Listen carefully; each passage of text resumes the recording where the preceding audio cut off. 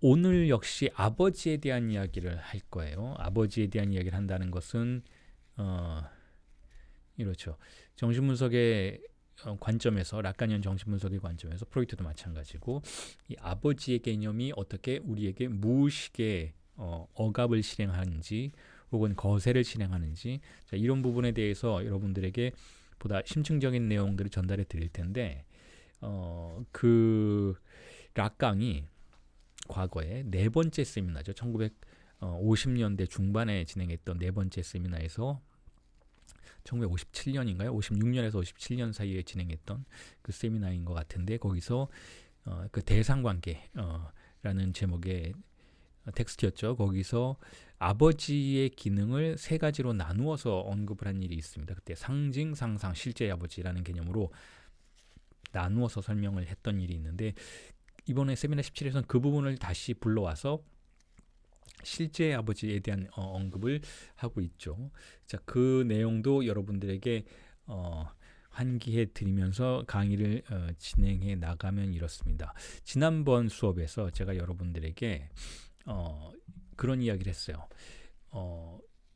불가능성 그리고 무능력, 자, 이런 것들이 어떻게 상실의 장소에서 반복적으로 생산되는지, 그리고 거기서 어떻게 주입상스가 생산되는지에 대한 이야기를 여러분들에게 지난주에 마지막 부분에 그 인용문을 읽어드리면서 언급을 해드렸습니다. 거기서 어떤 보충되는 부분들이 필요한지, 보충이 필요한지에 대해서 오늘 지금 말씀을 드리면서 강의를 시작하려고 하는데, 그 부분 제가 다시 한번 읽어드리고 번역 다시 한번 해드리고 그 부분에 대해서 심층적인 분석 들어가면서 강의를 시작하도록 하겠습니다.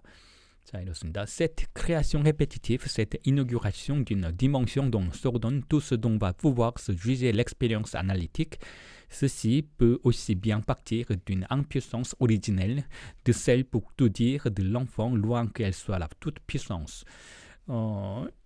지난번에 이거 읽어드렸었죠. 마지막 말미에 이렇게 번역을 해드렸었던 것이기도 하고, 자, 번역은 이렇습니다. 자, 이러한 반복적인 창조. 자, 반복적인 창조라는 개념은 창조라는 개념은 좀 더 뭐랄까 아이러니한 역설적인 개념인 것이기도 하죠. 왜냐하면 반복적으로 무언가가 실패된다는 뜻이에요. 그걸 락강은 지금 창조라는 개념으로 언급을 하고 있는데, 실패한다는 것이 어떻게 창조와 관련되는가, 뭐 이런 질문들이 던져질 수가 있겠죠. 근데 락강현 정신분석의 관점에서 바라보는 개념들 혹은 현상들은 상당히 언제나 뒤집혀진 구조를 가지고 있다라고 여러분들이 이해하시면 훨씬 더 접근하기가 쉽다는 거죠. 자, 무언가가 반복적으로 일어나고 있는데 그 반복은 의지에 의해서 반복되는 게 아니라 무의식의 강박에 의해서 반복된다라는 그런 의미를 가지고 있죠. 반복 강박, 반복, 레페티시옹 그러면 정신분석에서는 프로이트의 반복 강박을 참조하는 거고, 이 반복은 내가 의지를 가지고 반복한다기보다는 나의 무의식이 무언가를 끊임없이 동일한 구조 안에서 반복한다는 뜻이기도 해요. 강박증에서의 그 개념이기도 한 것이죠. 자, 그런데 이게 무의식적으로 반복되는데 그 이유는 이거예요. 이 반복, 정신분석에서 반복이 왜 일어나는가, 왜 우리가 똑같은 일을 반복하는가, 우리가 의식적으로는 그것을 알지 못하지만 왜 똑같은 실수를, 똑같은 증상을 반복하는가에 대한 답은 이래요. 상실이 그곳에 존재하기 때문에 그렇다라는 것이죠. 결여가 그곳에 존재한다라는 거예요. 결여가 그곳에 존재해서 공백이 생산이 되면, 공백의 공간이 열리면 거기서 반복이 일어난다는 것이죠. 거기서 동일한 증상이 반복적으로 맴돌기 시작한다는 것이죠. 그런데 그걸 왜 창조라고 부르는가 하면 거기서 잉여향유가 발생하기 때문에 창조라고 부른다라는, 그러니까 이것의 반복이라는 개념에서도 그리고 창조라는 개념에서도 우리가 심리학이나 다른 여타 실증과학에서는 이해하기가 힘든 역설적인 현상들이라고 파악해야만 한다라는 거죠. 그러니까 거긴 주체가 없다라는 거. 뭔가 반복된다라면 내가 의지를 가지고 반복하는 건 아니라는 거예요. 무의식이 그냥 반복될 뿐이라는 것이죠. 그리고 무언가 창조된다면 그것 역시 내가 의지를 가지고 만들어내는 그 인지의 수준에서 무언가를 만들어내는 그 창조, 크레아시옹이 아니고 무의식이 무언가를 잉여적인 방식으로 반복해서 생산해낸다, 만들어낸다 라는 개념으로 이해하시면 돼요. 락강의 모든 개념이 다 그렇죠. 여러분들이 락강을 읽으실 때 우리가 처음에는 조금 더 어렵게 느껴지는 부분이 바로 이런 부분들인 거예요. 이런 개념적인 무의식을 우리가 강조한다면 개념적으로 뒤집힌 표현들이 항상 등장하고 그걸 뒤집힌 방식으로 이해해야만 락강의 정신 분석을 이해할 수 있는 부분이 있다라는 것이죠. 자, 그래서 그 다음을 번역을 읽어드리면 이래요. 분석의 경험이 평가될 수 있는 것들이 배열되는 차원의 출범은 이노규가시용 출범. 이 분석의 경험이 평가될 수 있는 것들이 배열된다는 건 결국 분석의 대상이 시작된다는 거. 분석의 대상이 시작된다는 것이죠. 그 분석의 대상이 그러니까 우리가 정신 분석에서 관심을 갖는 거, 우리가 정신 분석 임상에서 관심을 갖고 그것에 집중하고 그것을 해석해 내려고 하는 그 차원이 어떻게 시작되는가 하면 바로 이 반복적 창조에 의해서 시작된다는 거예요. 그러니까 상실이 있고 그 상실에 대한 반복적인 강박의 현상들이 등장하고 무언가 상실한 것을 보상하려는 무의식의 차원에서 그래서 무언가 계속해서 만들어지는 그러니까 증상이 만들어지는 자, 이 차원이 바로 정신분석 경험의 평가의 대상이라는 거예요. 그게 우리가 지금 관심을 갖는 부분이라는 것이죠. 그 차원이 그 디멘션이 출범하는 것은 인요교가 시용하는 것은 바로 이런 상실의 장소라는 것이죠. 자, 그런데 또한 그 다음에 번역을 읽어드리면 이래요. 기원적 무능으로부터 시작될 수 있다라는 거예요. 자, 이 기원적 무능, 앙퓨성스 오리지넬이라는 이 표현이 중요하죠. 지금 이 무능력이라는 개념이 락강의 세미나 17에서 상당히 중요한 관점으로 등장을 하고 락강의 정신분석을 이해하는 데 있어서도 그 어떤 의미에서는 그의 철학을 이해하는 데 있어서도 열쇠가 되는 개념이라고 할 수 있는데 이 무능력, 앙퓨성스라는 개념이 락강에게는 또한 우리가 지금까지 살펴봤던 것처럼 역설적인 방식으로 작동하는 무능력이라는 거예요.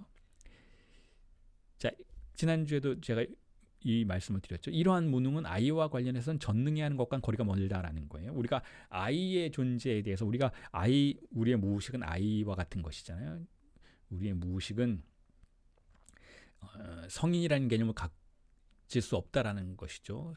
우리의 무의식이 아이와 같은 존재인데 아이와 같은 존재의 수준에서는 우리가 전능함을 뭐든지 다 할 수 있고 꿈속에서 그런 표현들이 있다라고 지난주에 말씀드렸지만 날아다니고 뭐든지 다 할 수 있는 이 유아기에 우리가 인간 주체가 경험했던 그 전능함에 대한 감정 그것과는 상당히 멀다라는 거죠. 그게 훨씬 더 원초적인 방식으로 근원적인 장소에 작동하고 있다라는 거예요. 무능력이.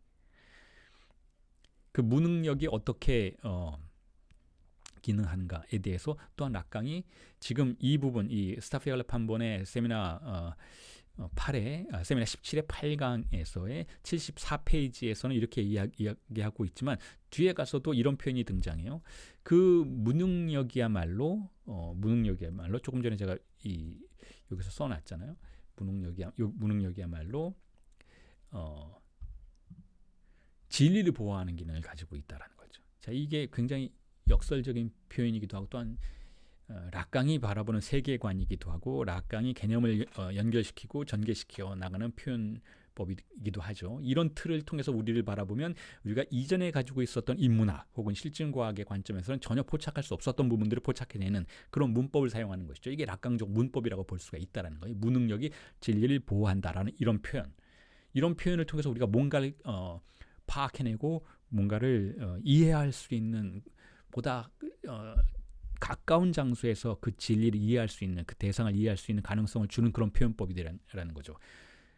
무능력이 진리를 보호한다. 그 진리는 뭐예요? 진리가 보호된다라는 것은 진리가 드러나지 않고 여전히 숨겨져서 은폐될 수 있다라는 거잖아요. 우리가 흔히 진리 그러면 그거는 고대 그리스에서부터 그랬고 뭐 우리나라의 고대 철학에서도 그랬고 뭐 중국 철학에서도 그랬고 진리는 항상 그런 우리가 그런 식으로 생각해 왔어요. 진리는 드러내야 하는 것. 그래서 제가 강의 초반에 여러분들에게 그런 말씀드렸잖아요. 우리가 진리에 대해서 어떤 죄책감을 가지고 있다. 부채의식을 가지고 있다라는 표현 했었잖아요.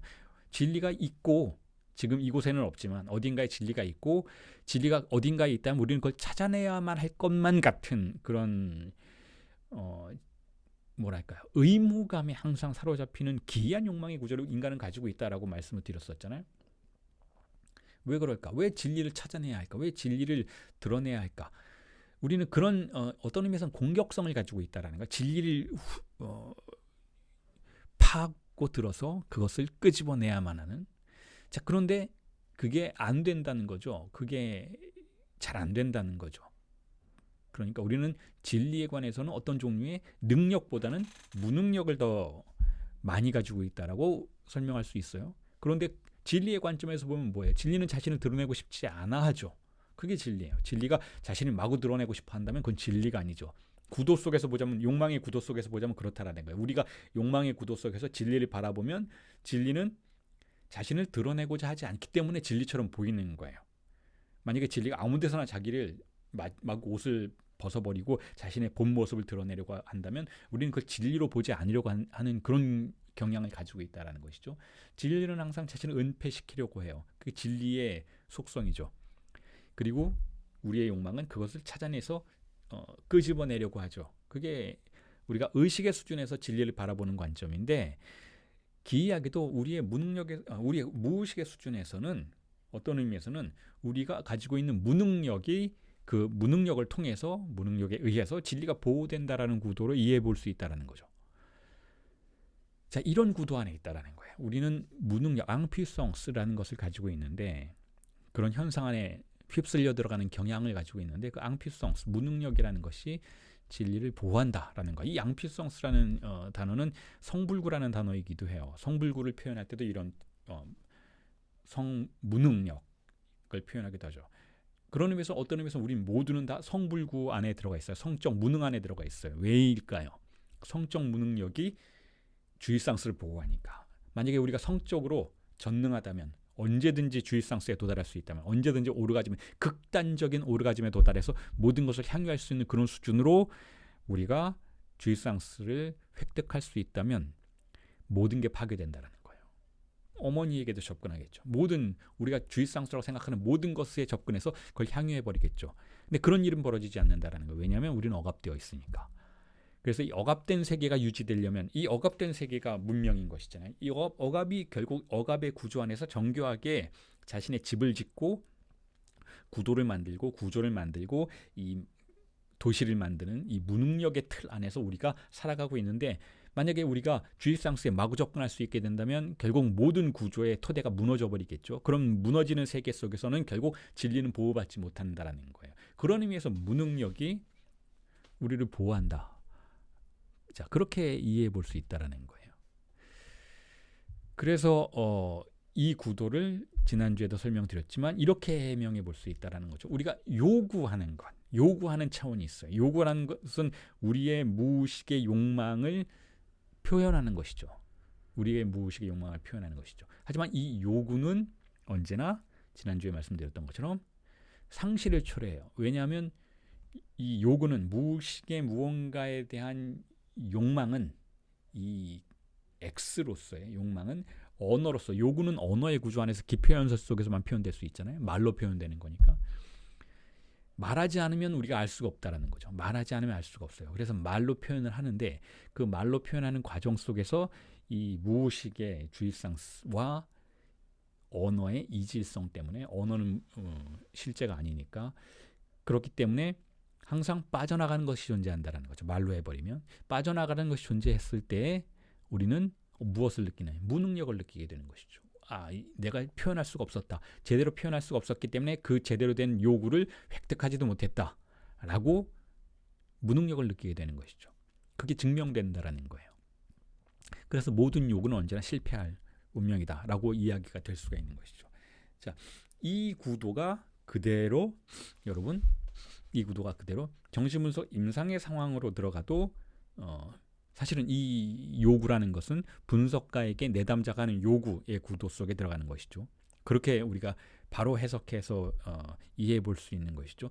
내담자가 분석가에게 요구한다라는 거예요. 자기 자신의 증상을 말하고 이것에 대한 해석을 요구한다는 것이죠. 그런데 이것은 두 가지 차원에서 무능력을 드러낼 수밖에 없는 숙명이라는 거예요. 왜냐하면 우선 먼저 내담자가 자신의 증상을 말로 설명할 때 정확한 설명이 불가능하죠. 정확한 설명이 불가능하다라는 건 자신의 증상은 언어가 아니니까 이걸 언어로 해석해낼 수 있는, 번역해낼 수 있는 가능성이 없다라는 거예요. 그래서 항상 말로 하는 과정 속에서 오해가 생겨나죠. 그리고 그 말을 듣고 분석가가 그것을 다시 또 다른 말로, 지식의 말이라고는 하지만 또 다른 말로 해석하는 과정 속에서 또 한 번의 결여가 발생하고 간극이 발생하는 것이죠. 그렇게 해서 항상 분석가의 해석은 내담자의 증상에 대해서 정확하게 포착할 수 있는 위치로부터 벗어나 있다라는 거예요. 이 간극들이 정신분석의 임상의 상황을 난국으로 빠뜨리는 것이죠. 어떤 난국이냐면 진실로부터, 진리로부터 멀어지게 한다라는 거예요. 그런데 그 진리로부터 이렇게 멀어지게 하는 이 무능력의 상황 자체가 정신분석 임상에서는 진리를 보호한다라는 것이죠. 진리를 보호해주는 무능력이라는 거예요. 우스갯소리 같지만 만약에 어떤 천재적인 분석가가 있어서 내담자의 어떤 증상에 대해서 언제나 정확한 해석을 내린다면 어떻게 될까요? 다시 말해서 내담자의 진리가 언제나 정확하게 포착돼 버린다면, 이 분석가의 언어에 의해서 상징화되어 버린다면 어떻게 될까요? 내담자는 자신의 무의식을 백일하에 드러내어 버리겠죠. 자신의 무의식의 진리가 밝은 세상으로 노출되는 그 경험을 하게 되겠죠. 자, 이건 좋은 것일까요? 물론 불가능하지만 그런 일이 있을 수도 없지만, 그렇게 됐을 때는 내담자는 정신병적, 조현병적인 증상 속으로 던져질 수가 있다라는 거예요. 왜냐하면 무의식이 억압됐다라는 것은 언어에 접근할 수 없다라는 뜻인데, 억압되었기 때문에 우리의 신경증적인 세계가 유지되는 것인데, 그것을 말로 완전히 포착해버리고 남김없이 분절해버리면, 자, 그런 일이 있을 수 없지만, 왜냐하면 말은 실제가 아니니까, 상징계는 실제가 아니니까, 그럼에도 불구하고 실제가 완전히 상징화되어 버린다면, 증상이 완전히 상징화되어 버린다면, 완전히 언어화되어 버린다면, 이 사람은 자신의 실제를 갖지 못하게 된다라는 것이죠. 그러니까 빈 껍데기가 되어 버리는 거예요. 그런 일이 가능한가 하면 불가능하다라는 거죠. 하지만 많은 정신분석이 오해 속에서 많은 심리학자들이, 많은 정신의학자들이 자, 그걸 목표로 달려가는 듯한 모습을 보인다라는 거예요. 우리가 흔히 텔레비전에 나오는 뭐 정신과 의사들, 뭐 심리학자들이 입만 열면 그 오은영 선생도 그렇잖아요. 입만 열면 거기에 있는 패널들이 박수를 치고 정확한 신의 언어가 떨어져서 신의 언어가 우리의 증상을 남김없이 드러내어 버리고 그 진실을 백일하에 완전히 상징화시켜 버리는 듯한 그런 무대들이 연출되는 것이잖아요. 자, 그런데 그것 자체가 결국은 하나의 증상적 표현들이라는 거죠. 결코 그럴 수가 없는데, 그 환자들은, 그 내담자들은, 그 패널들은 하나의 신적인 언어가 완전히 자신의 증상을 드러내기를 욕망하는 그 진리에 대한 죄책감 때문에, 진리에 대한 부채의식 때문에 그것이 남김없이 드러나서 누군가에 의해서 남김없이 분석되기를, 해석되기를 욕망하는 그 상태 안으로 들어가는 환상이 연출된다는 거. 그런 걸 텔레비전이나 어떤 유튜브의 미디어를 통해서 우리가 보게 되면 우리는 욕망하게 되는 것이고, 나도 그렇게 되고 싶다라고 생각하게 되는 것이죠.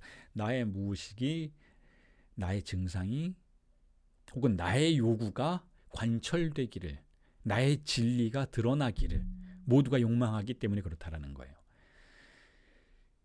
자, 그런데 그런 일은 벌어지지 않는다라는 거예요. 그런 건 있을 수 없다라는 것이죠.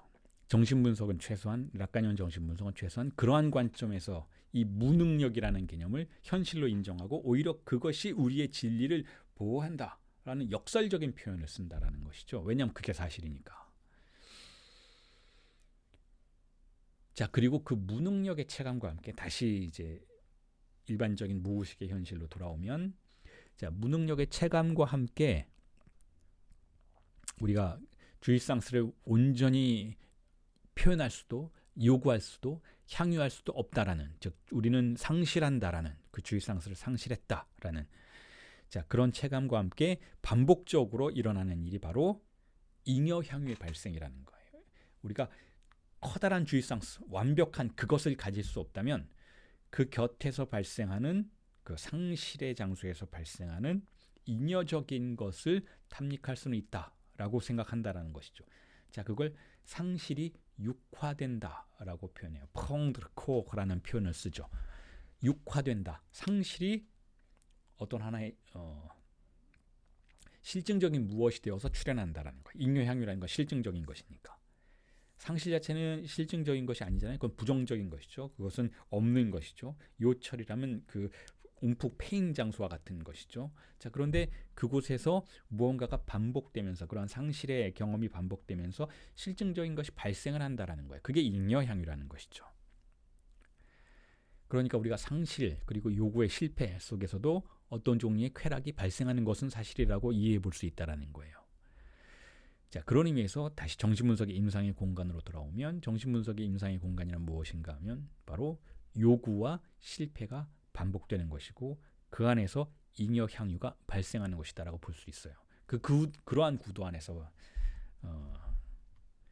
임상이 돌아가게 된다라는 것이죠. 그래서 제가 조금 전에 여러분들에게 말씀드렸던 그 무능력이 진리를 보호한다라는 이런 역설적인 표현이 그 세미나 17회 후반부에 나온다고 말씀을 드렸잖아요. 그게 12강에 나와요. 그 부분을 제가 읽어드릴게요. 자, 약간 이렇게 얘기하고 있어요. Toute impossibilité, quelle qu'elle soit, c'est elle que nous mettons ici en jeu, s'articule toujours aussi sûr que si elle nous laisse en haleine autour de sa vérité, c'est que quelque chose la protège, que nous appellerons impuissance. 번역을 하면 이렇죠. 자, 그게 무엇이건 모든 불가능성은, 자, 진리의 속성 자체가 불가능성이잖아요. 우리가 그것에 접근할 수 없다라는 주의상세 속성 자체가 불가능성이에요. 자, 불가능성은 혹은 그것이 상중하 불가능하다는 의미에서의 불가능성이죠.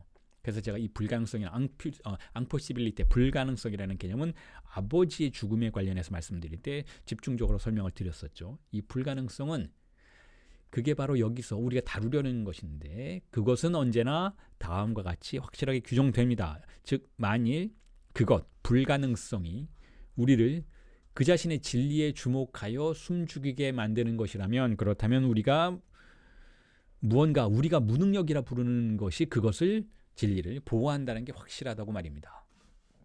자, 이게 12강에 나오는 얘기예요. 결정적으로 라칸이 언급하고 있죠. 무능력이 진리를 보호한다.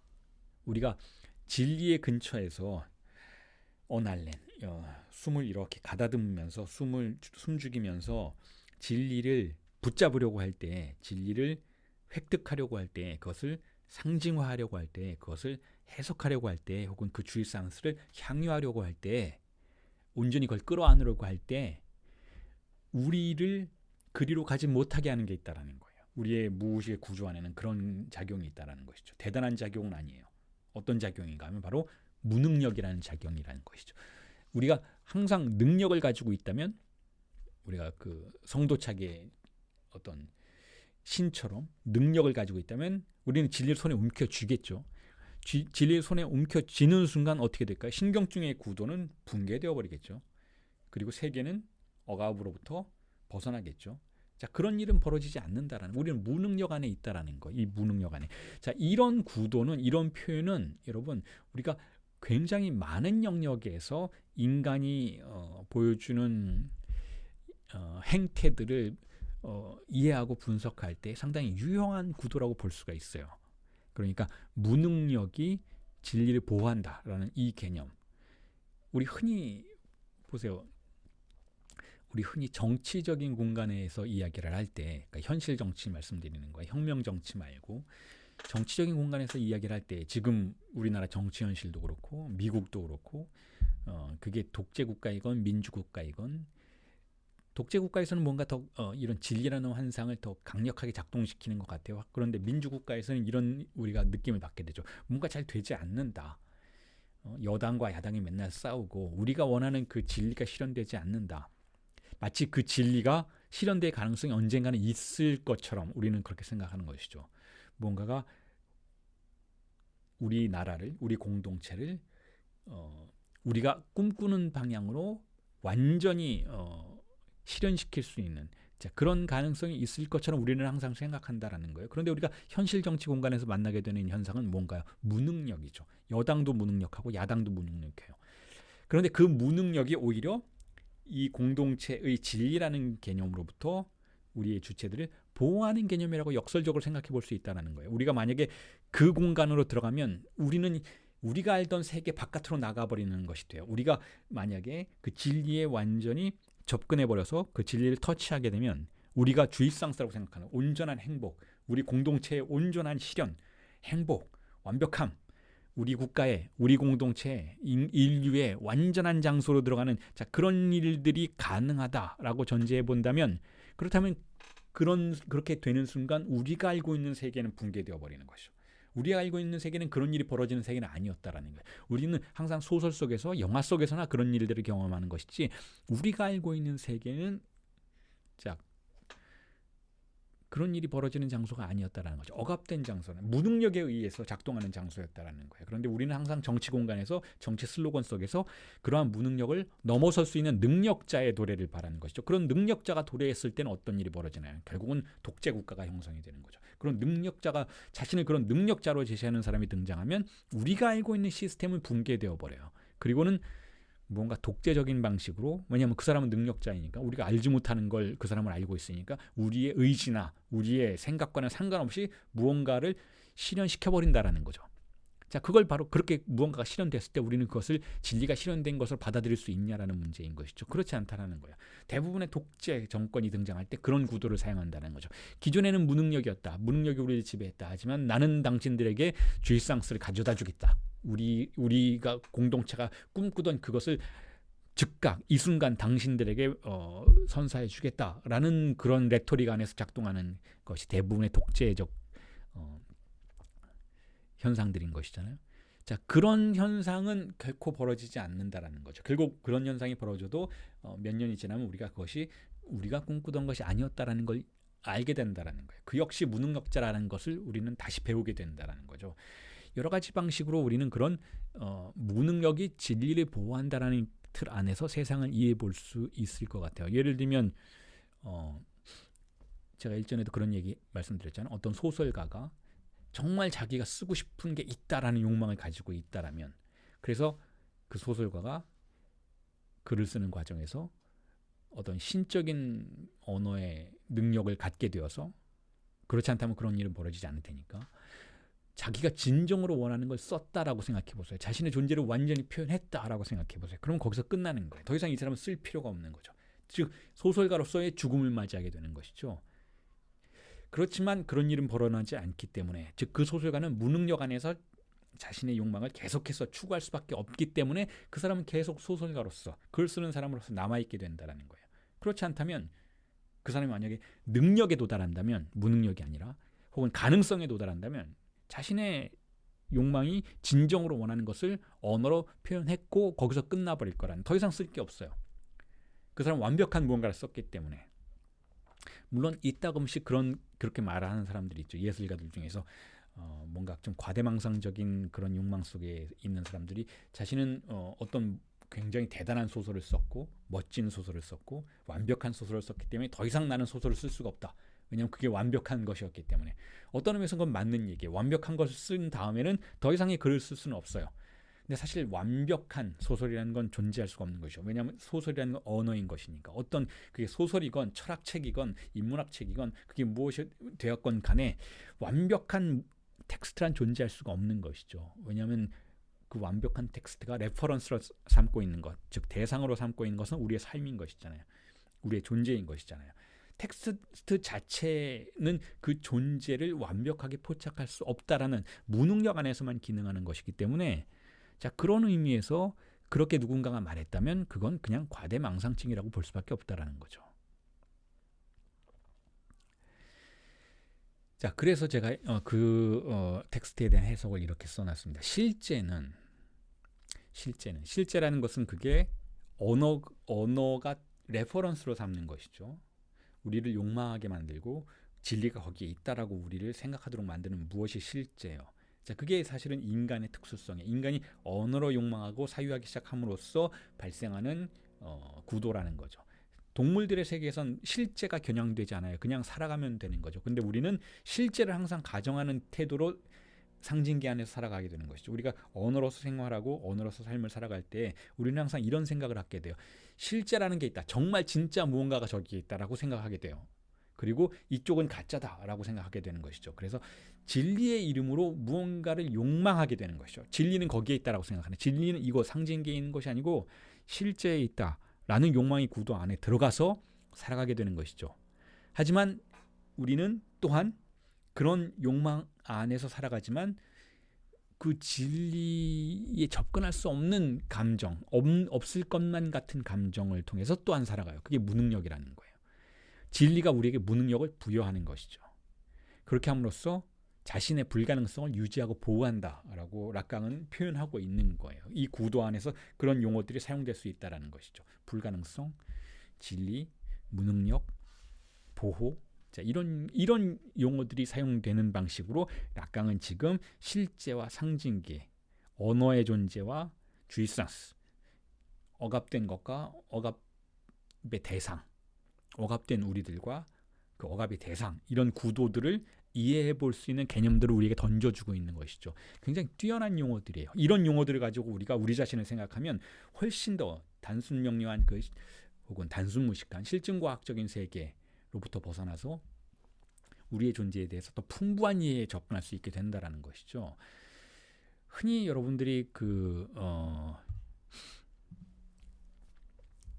그러니까 제 수업을 듣는 분들 중에서도 이제 뭐 대학원, 상담 대학원 이런 걸 다니시는 분들이 꽤나 되시는데, 예를 들면 뭐 교육 분석 받고 계신 분들도 이미 상담 대학원에서 자격증 준비하고 이런 분들이 계시는데, 거기서 강의되는 거기서 가르치시는 분들과 제가 락가니언 정신분석을 혹은 인간을 설명하는 방식이 상당한 차이를 느끼고 혼란스러워하는 분들이 계세요. 거기서는 이런 식으로 표현하는 분들이 많죠. 그런 정신분석, 인간의 심리, 인간의 존재에 대해서 상담 대학원 같은 곳에서 강의를 하실 때는 마치 실체가 있는 것처럼 강의하는 경우가 굉장히 많다라는 거예요. 만약에 우리가 마음에 어떤 불안이 있다, 그럼 불안은 실체다라는 거예요. 그래서 이 불안을 설명할 수 있는 언어와 지식이 있고, 그래서 1대1 대응시켜서 불안이 있고 행복이 있고 뭐 우울증이 있고 뭔가 거기 실체가 우리 마음속에 딱 있어서 그것들이 움직이지 않고 거기에 있어서 마치 하나님이 우리에게 주신 어떤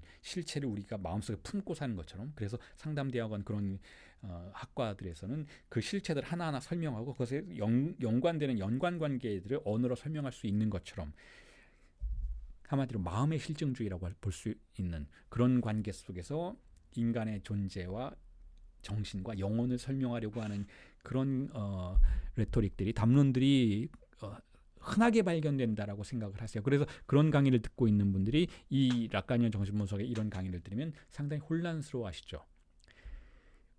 언어가 그걸 붙잡을 수 없다면 도대체 우리는 어떻게, 언어가 우리의 실제를 붙잡을 수 없다면, 그게 불가능하다면, 그게 우리가 가진 무능력이라면 우리는 도대체 어떻게 정신분석을 진행시켜야 되는가? 우리는 도대체 어떻게 상담을 진행해야 되는가?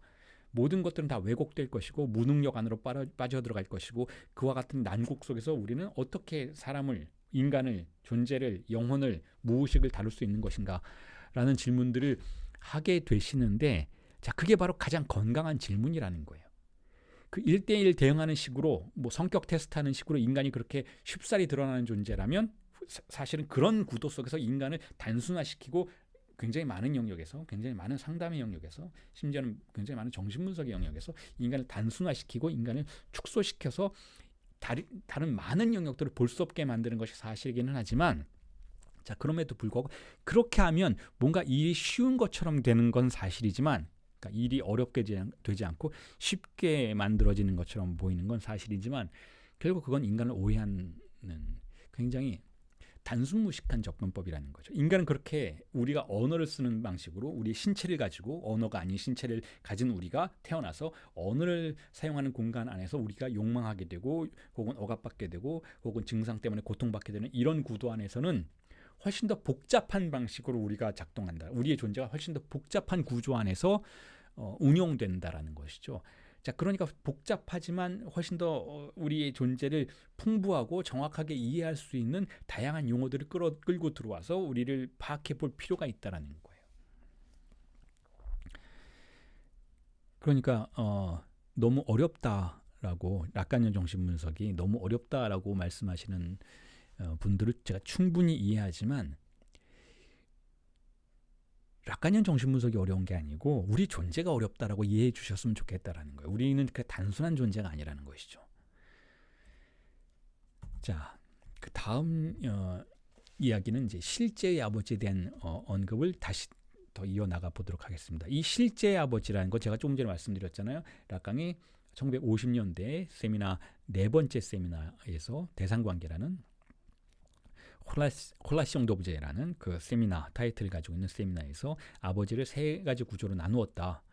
그 중에서 상징, 상상, 실제에서 특히 지금 세미나 17은 이 실제 아버지에 대해서 집중적으로 논의를 하고 있는데 그 실제 아버지가 뭐냐라고 일단은 여러분들이 질문을 던질 수 있다면 그냥 간단히 이렇게 설명을 할 수가 있어요. 실제 아버지는 바로 아이가 눈앞에서 보는 그 실제로서의 아버지, 실제 아버지예요. 그럼 상징적인 아버지는 뭐냐? 상징계의 아버지는 뭐냐? 상징계의 아버지는 눈앞에 없어도 우리가 이야기로 듣는 아버지예요. 이야기로 듣는 아버지. 자, 일단 이렇게 두 개의 아버지가 구분된다라고 여러분들 생각해 보시면 될 것 같아요. 이야기로 듣는 아버지는 실제 아버지가 있어도 듣게 돼요. 자, 오늘 아침에 여러분들이 아버지를 봤어요. 실제 아버지가 있어요. 그 신체를 가지고 있고 물질적인 아버지인 것이죠. 그 아버지가 분명히 있지만 그 아버지에 대한 이야기를 들을 수도 있죠. 그 아버지가 자신을 표현할 때에도 나는 어떤 아버지야, 나는 누구야라고 자신을 표현할 수 있잖아요. 그때 등장하는 아버지는 상징계적인 아버지라는 거예요. 혹은 어머니가 아버지 욕할 수 있잖아요. 그럼 그 어머니 말 속에서 등장하는 아버지는 상징계적인 아버지라는 것이죠. 말로 표현되는 순간 실제가 아닌 무언가가 개입된다라는 것이죠. 말로 표현되는 순간. 실제 아버지는 그 눈앞에서, 그러니까 일종의 생물학적인 아버지죠. 눈앞에서 자신을 보여주는 아버지예요. 그 아버지가 결국은 어머니를 임신시켰고 나를 낳았고 내 동생을 낳았고 나의 형을 낳았고 누나를 낳았고 그런 아버지인 거죠. 실제 아버지는. 하지만 그런 아버지가 언어 안으로 들어오면 바로 상징계적인 아버지가 된다는 거죠. 언어 안에는 무언가가 있냐면 언어 안에는 억압이 작동하죠. 아버지는 이래야 돼. 아버지의 말을 들어야 돼. 그런 뉘앙스들이 언어 안에는 있죠. 물론 실제 아버지를 봤다고 그런 상징계적인 아버지의 뉘앙스가 보이지 않는 건 아니에요. 하지만 그건 실제가 상징계에 의해서 덮여있기 때문에 그렇다는 거죠. 실제 아버지를 보는 순간 우리는 상징계적인 아버지의 레토릭을 불러오게 돼요. 그러니까 실제의 아버지와 상징계의 아버지가 분리되어 있는 건 아니죠. 연결되어 있어요. 하지만 실제의 아버지는 어쨌든 물리적으로 바로 눈앞에 존재하는 그 아버지인 것이죠. 그 아버지는 또한 무엇을 하는가 하면 락강은 이렇게 상징과 실제의 아버지를 구분해 놓고 거세의 위협은 실제 아버지의 역할이라고 언급하고 있어요. 거세의 위협이라는 건 뭐냐면 포기하도록 요구하는 거예요. 거세의 위협. 뭐 대놓고 뭐 그런 아버지들도 있을 수 있잖아요. 뭐 대놓고 어린 나이에게 뭐 페니스를 잘라버린다. 뭐 이런 위협을 하는 아버지들도 있을 수 있지만 이 거세 위협이라는 게 흔히 말하는 그런 직접적인 발화 속에서만 등장하는 게 아니고 어쨌든 주의상스를 포기할 것을 위협하는 것을 거세 위협이라고 우리가 이해해 볼 수 있다면 그 역할은 실제 아버지가 한다라고 락강은 일단은 규정하고 있어요. 이 거세 위협이라는 건 프로이트로부터 온 개념이니까 그것을 어떻게 설명할 것인가에 대한 논평을 하는 과정에서 락강이 거세의 위협은 실제 아버지가 눈앞에 있는 그 아버지가 물리적인 그 아버지가 한다라고 언급을 하고 있죠. 포기할 것을 요구하는 것은 바로 눈앞에 있는 그 신체로서의 아버지다라는 거예요. 일단 여기까지 이해를 한 다음에 우리가 질문을 던져볼 수가 있어요. 그럼 뭐가 포기되는가에 대한 것이죠. 거세의 위협을 했다면 도대체 무엇이 포기되었는가? 무엇이 포기되었는가? 주의상스가 포기되는 것이죠. 주의상스가 포기되었다면 주의상스는 무엇인가? 아이는 그걸 알고 있는가? 우리가 거세의 위협을 받았을 때, 즉 쾌락을 포기할 것을 요구받았을 때, 위협받았을 때 우리는 우리가 포기한 것이 무엇인지 과연 인지하고 있는가라는 거예요. 잘 모른다라는 거예요. 우리가 무언가를 포기할 것을 요구받고 위협받았을 때에는 그 쾌락의 단편은 알고 있을지라도 그게 어머니가 되었건 어머니를 포기하게 된다든지 그런 주입상스를 포기해야 되는 과정 속에서 우리가 무언가를 포기하는지에 대한 이미지는 갖고 있는데 그게 상상계적 팔로스라고 하죠. 이미지는 갖고 있지만 그것의 정확한 의미는 잘 모른다는, 어린아이는 쾌락에 대해서 잘 모르니까 그걸 잠시 즐겼을 뿐이지만 그게 정확히 무엇을 의미하는지는 모른다라는 거예요. 그렇게 해서 그것에 대한 질문이 만들어지죠. 그게 수수께끼가 만들어지는 과정이라고 표현해 볼 수 있다면 결국 실제 아버지의 거세의 위협은 상징계적 팔로스를 만들어낸다라고 볼 수가 있어요. 상상계적인 팔로스를 포기하도록 만드는 과정에서 이미지로서의 팔로스를 이미지로서의 남근을 이미지로서의 주의성스를 한 절편의 이미지를 포기하도록 만들므로써 결국 실제 아버지의 거세의 위협은 우리에게 상징계적 팔로스를 만들어내는 거죠. 상징계적 팔로스라는 건 지금 여기 없는 거예요. 말 속에서만 있는 것이죠. 질문 속에서만 등장하는 것이죠. 그러니까 언어적인 팔로스인 것이죠. 자, 거세 위협이 초래하는 역할이 사태가 그러하다는 것이죠. 자, 그런데 다시 이제 실제 아버지에 대한 설명으로 돌아오면 제가 조금 전에 아이 앞에 현실로 존재하는 아버지, 신체의 아버지다라고 말씀드렸잖아요. 그래서 제가 잉태하고 탄생하는 그런 역할을 아버지가 담당한다라는 거예요. 어머니를 잉태시키는 것, 그리고 위협하는 것, 금지하는 것, 실제로 눈앞에서 어머니를 안고 있는 사람, 어머니와 함께 동침하는 사람, 실제로 아이는 바깥에서 자야 되는데 다른 방에서 자야 되는데 어머니와 함께 자게 되는 사람, 저 사람. 아이는 어머니와 함께 자고 싶었지만 어느 순간부터는 그럴 수 없다라는 걸 알게 되는 현실. 그 실제 아버지가 거기에 있다라는 것이죠. 자, 그런데 그 실제 아버지를 여러분 정확하게 말한다면 생물학적인 아버지와는 분리해서 생각해야 한다는 거예요. 왜냐하면 생물학적인 아버지는 생물학에서 다루어지는 아버지예요. 그건 실제인 건 맞는데 실제로 신체적인 아버지이고 DNA를 가지고 있고 그 DNA가 유전되어서 잉태되는 과정 속에서 탄생에 기여하는 과정의 아버지라고 할 수가 있지만 이 실제 아버지는 그 생물학적인 아버지가 우리는 여러분 생물학의 친부가 누구인가 뭐 이런 걸 할 때 이 친부의 뭐 거세 위협 이런 걸 다루지는 않잖아요. 이 실제 아버지는 언어가 존재하는 상황에서 실제라는 그런 개념으로 우리가 이해할 수 있어야지 이 실제 아버지다라고 해서 그걸 생물학적이다라는 관점, 협소한 관점에서만 바라보면 락강이 말하는 실제 개념을 이해할 수가 없다라는 거예요. 이 실제 아버지는 위협하는 아버지인 거예요. 그러니까 이 실제 아버지로부터 많은 것들이 흘러나오게 되는 거예요. 나중에 초자도 흘러나오게 되고 실제 아버지로부터 많은 것들이 흘러나오게 되는 것이죠. 그리고 실제로 존재하지 않는다 해도 실제 아버지가 존재할 수 있도록 만드는 것이 바로 상징계의 역할인 거예요. 말 속에서 우리는 또 다시 실제 아버지를 유추해 볼 수도 있는 것이니까 누군가가 유복자로 태어날 수도 있는 것이잖아요. 다시 말해서 아버지가 없는 상태에서 전혀 아버지에 대해서 모르는 상태에서 실제 아버지는 그럼 그 사람에게 어떤 역할을 하는가, 존재하는가라는 질문이 던져질 수 있잖아요. 상징계적인 세계에서 만들어지는 실제 아버지도 존재할 수 있는 것이니까 유복자에게도 실제 아버지가 존재할 수 있다라는 거예요. 자, 그리고 상징계의 아버지는 조금 전에 여러분들에게 설명을 드렸던 것처럼 이건 이제 다른 표현으로 락강의 다른 표현으로 설명을 하면 아버지의 이름이라고 농듀백이라고 볼 수 있죠. 상징계의 아버지. 자, 부성적 은유의 아버지. 이게 아버지인 거예요. 말 속에서 발견되는 아버지인 것이죠. 자, 말 속에서 발견되는 아버지. 이게 상징계적인 아버지고, 자, 이 아버지가 바로 명명하죠. 너는 내 아들이다. 이 아버지가 바로 가족 구성원의 지배적인 위치에 올라가게 되죠. 이 아버지가 바로 힘을 발휘하는 상징의 추상적 공간에서 힘을 발휘하는 아버지인 것이죠. 그래서 오늘날의 세계에서는 21세기 오늘날의 세계에서는 이제 가족 구도도 많이 변화됐고 특히 우리나라에서도 가족 구도가 서구화되는 경향이 있었죠. 그러니까 대가족 구조에서 이제 핵가족 구도로 바뀌었고 다시 이 핵가족 구도 속에서도 아이가 친부 없이 혹은 친모 없이 이혼 가정이 많이 생겨났으니까 살아가게 되는 그 이제 새로운 문명의 가족 구도가 형성이 되면서 우리가 그런 질문을 던질 수가 있는 것이죠. 과연 아버지 역할이 여전히 작동하는가?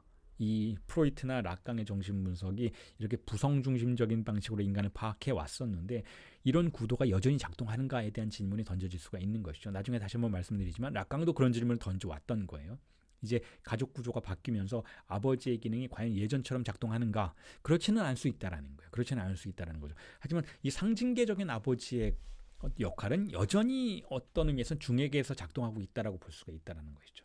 다시 말해서 아버지가 없는 상황에서 성장한 아이라 해도 그 아이의 무의식의 구조 안에는 말 속에서 등장하는 아버지의 권력과 역할이 어떤 중심적인 역할을 할 수 있을 것이다 라는 것이 락강의 생각인 거예요. 그리고 그렇게 되는 배경에는 그렇게 이렇게 핵가족화되어서 물리적인 어머니, 물리적인 아버지 뭐 이런 구도가 존재하지 않는 가정이 많이 존재한다 해도, 많이 생겨나게 되었다 해도 그 구도 안에서는 여전히 아버지의 이름이 작동할 수 있는 이유는 사실 모든 게 기표였기 때문에, 모든 게 어머니조차도 사실은 언어의 상징계적인 어머니였기 때문에, 상징계적인 아이였기 때문에 결국 그 안에서 실질적인 실제의 아버지가 누락되어 있다 해도 상징계적인 아버지가 작동할 수 있는 공간이 언제나 존재한다라는 거예요. 그래서 이 부분에 대해서 락강이 세미나 20에서, 세미나 20은 여러분 내년쯤에 제가 여러분들과 함께 공부하게 될 텍스트인데, 세미나 20 엉커라는 세미나죠. 엉커라는 세미나인데 이것도 굉장히 유명하고 중요한 세미나인 것이죠. 1973년에 진행된 세미나, 73년에 진행된 이 세미나에서 락강이 이런 얘기를 해요. 제가 읽어드릴게요. Les hommes, les femmes, les enfants, ce sont que des signifiants. 굉장히 간단 명료한 규정이죠. 번역을 하면 이렇죠. 남자, 여자, 아이들, 그들 모두 기표일 뿐이다. 기표다라는 거예요. 사실 이 세미나 20 정도만 해도 락강이 인간의 신체에 대해서, 인간의 주의상스가 가지고 있는 실증적인 부분에 대해서 많이 주목하는 시기이기는 해요. 그럼에도 불구하고 여전히 이 언어가 인간을 장악하는 그 영향력에 대해서는 여전히 확신하고 있다라는 것이죠.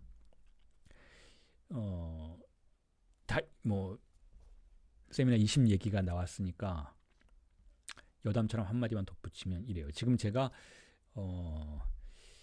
세미나 7 강해서를 낸 이후로, 그것도 벌써 한 10년이 돼가네요. 세미나 7에 대한 강해서를 제가 언제 썼을까요? 2017년인가 세미나 17의 강해서를 출간했으니까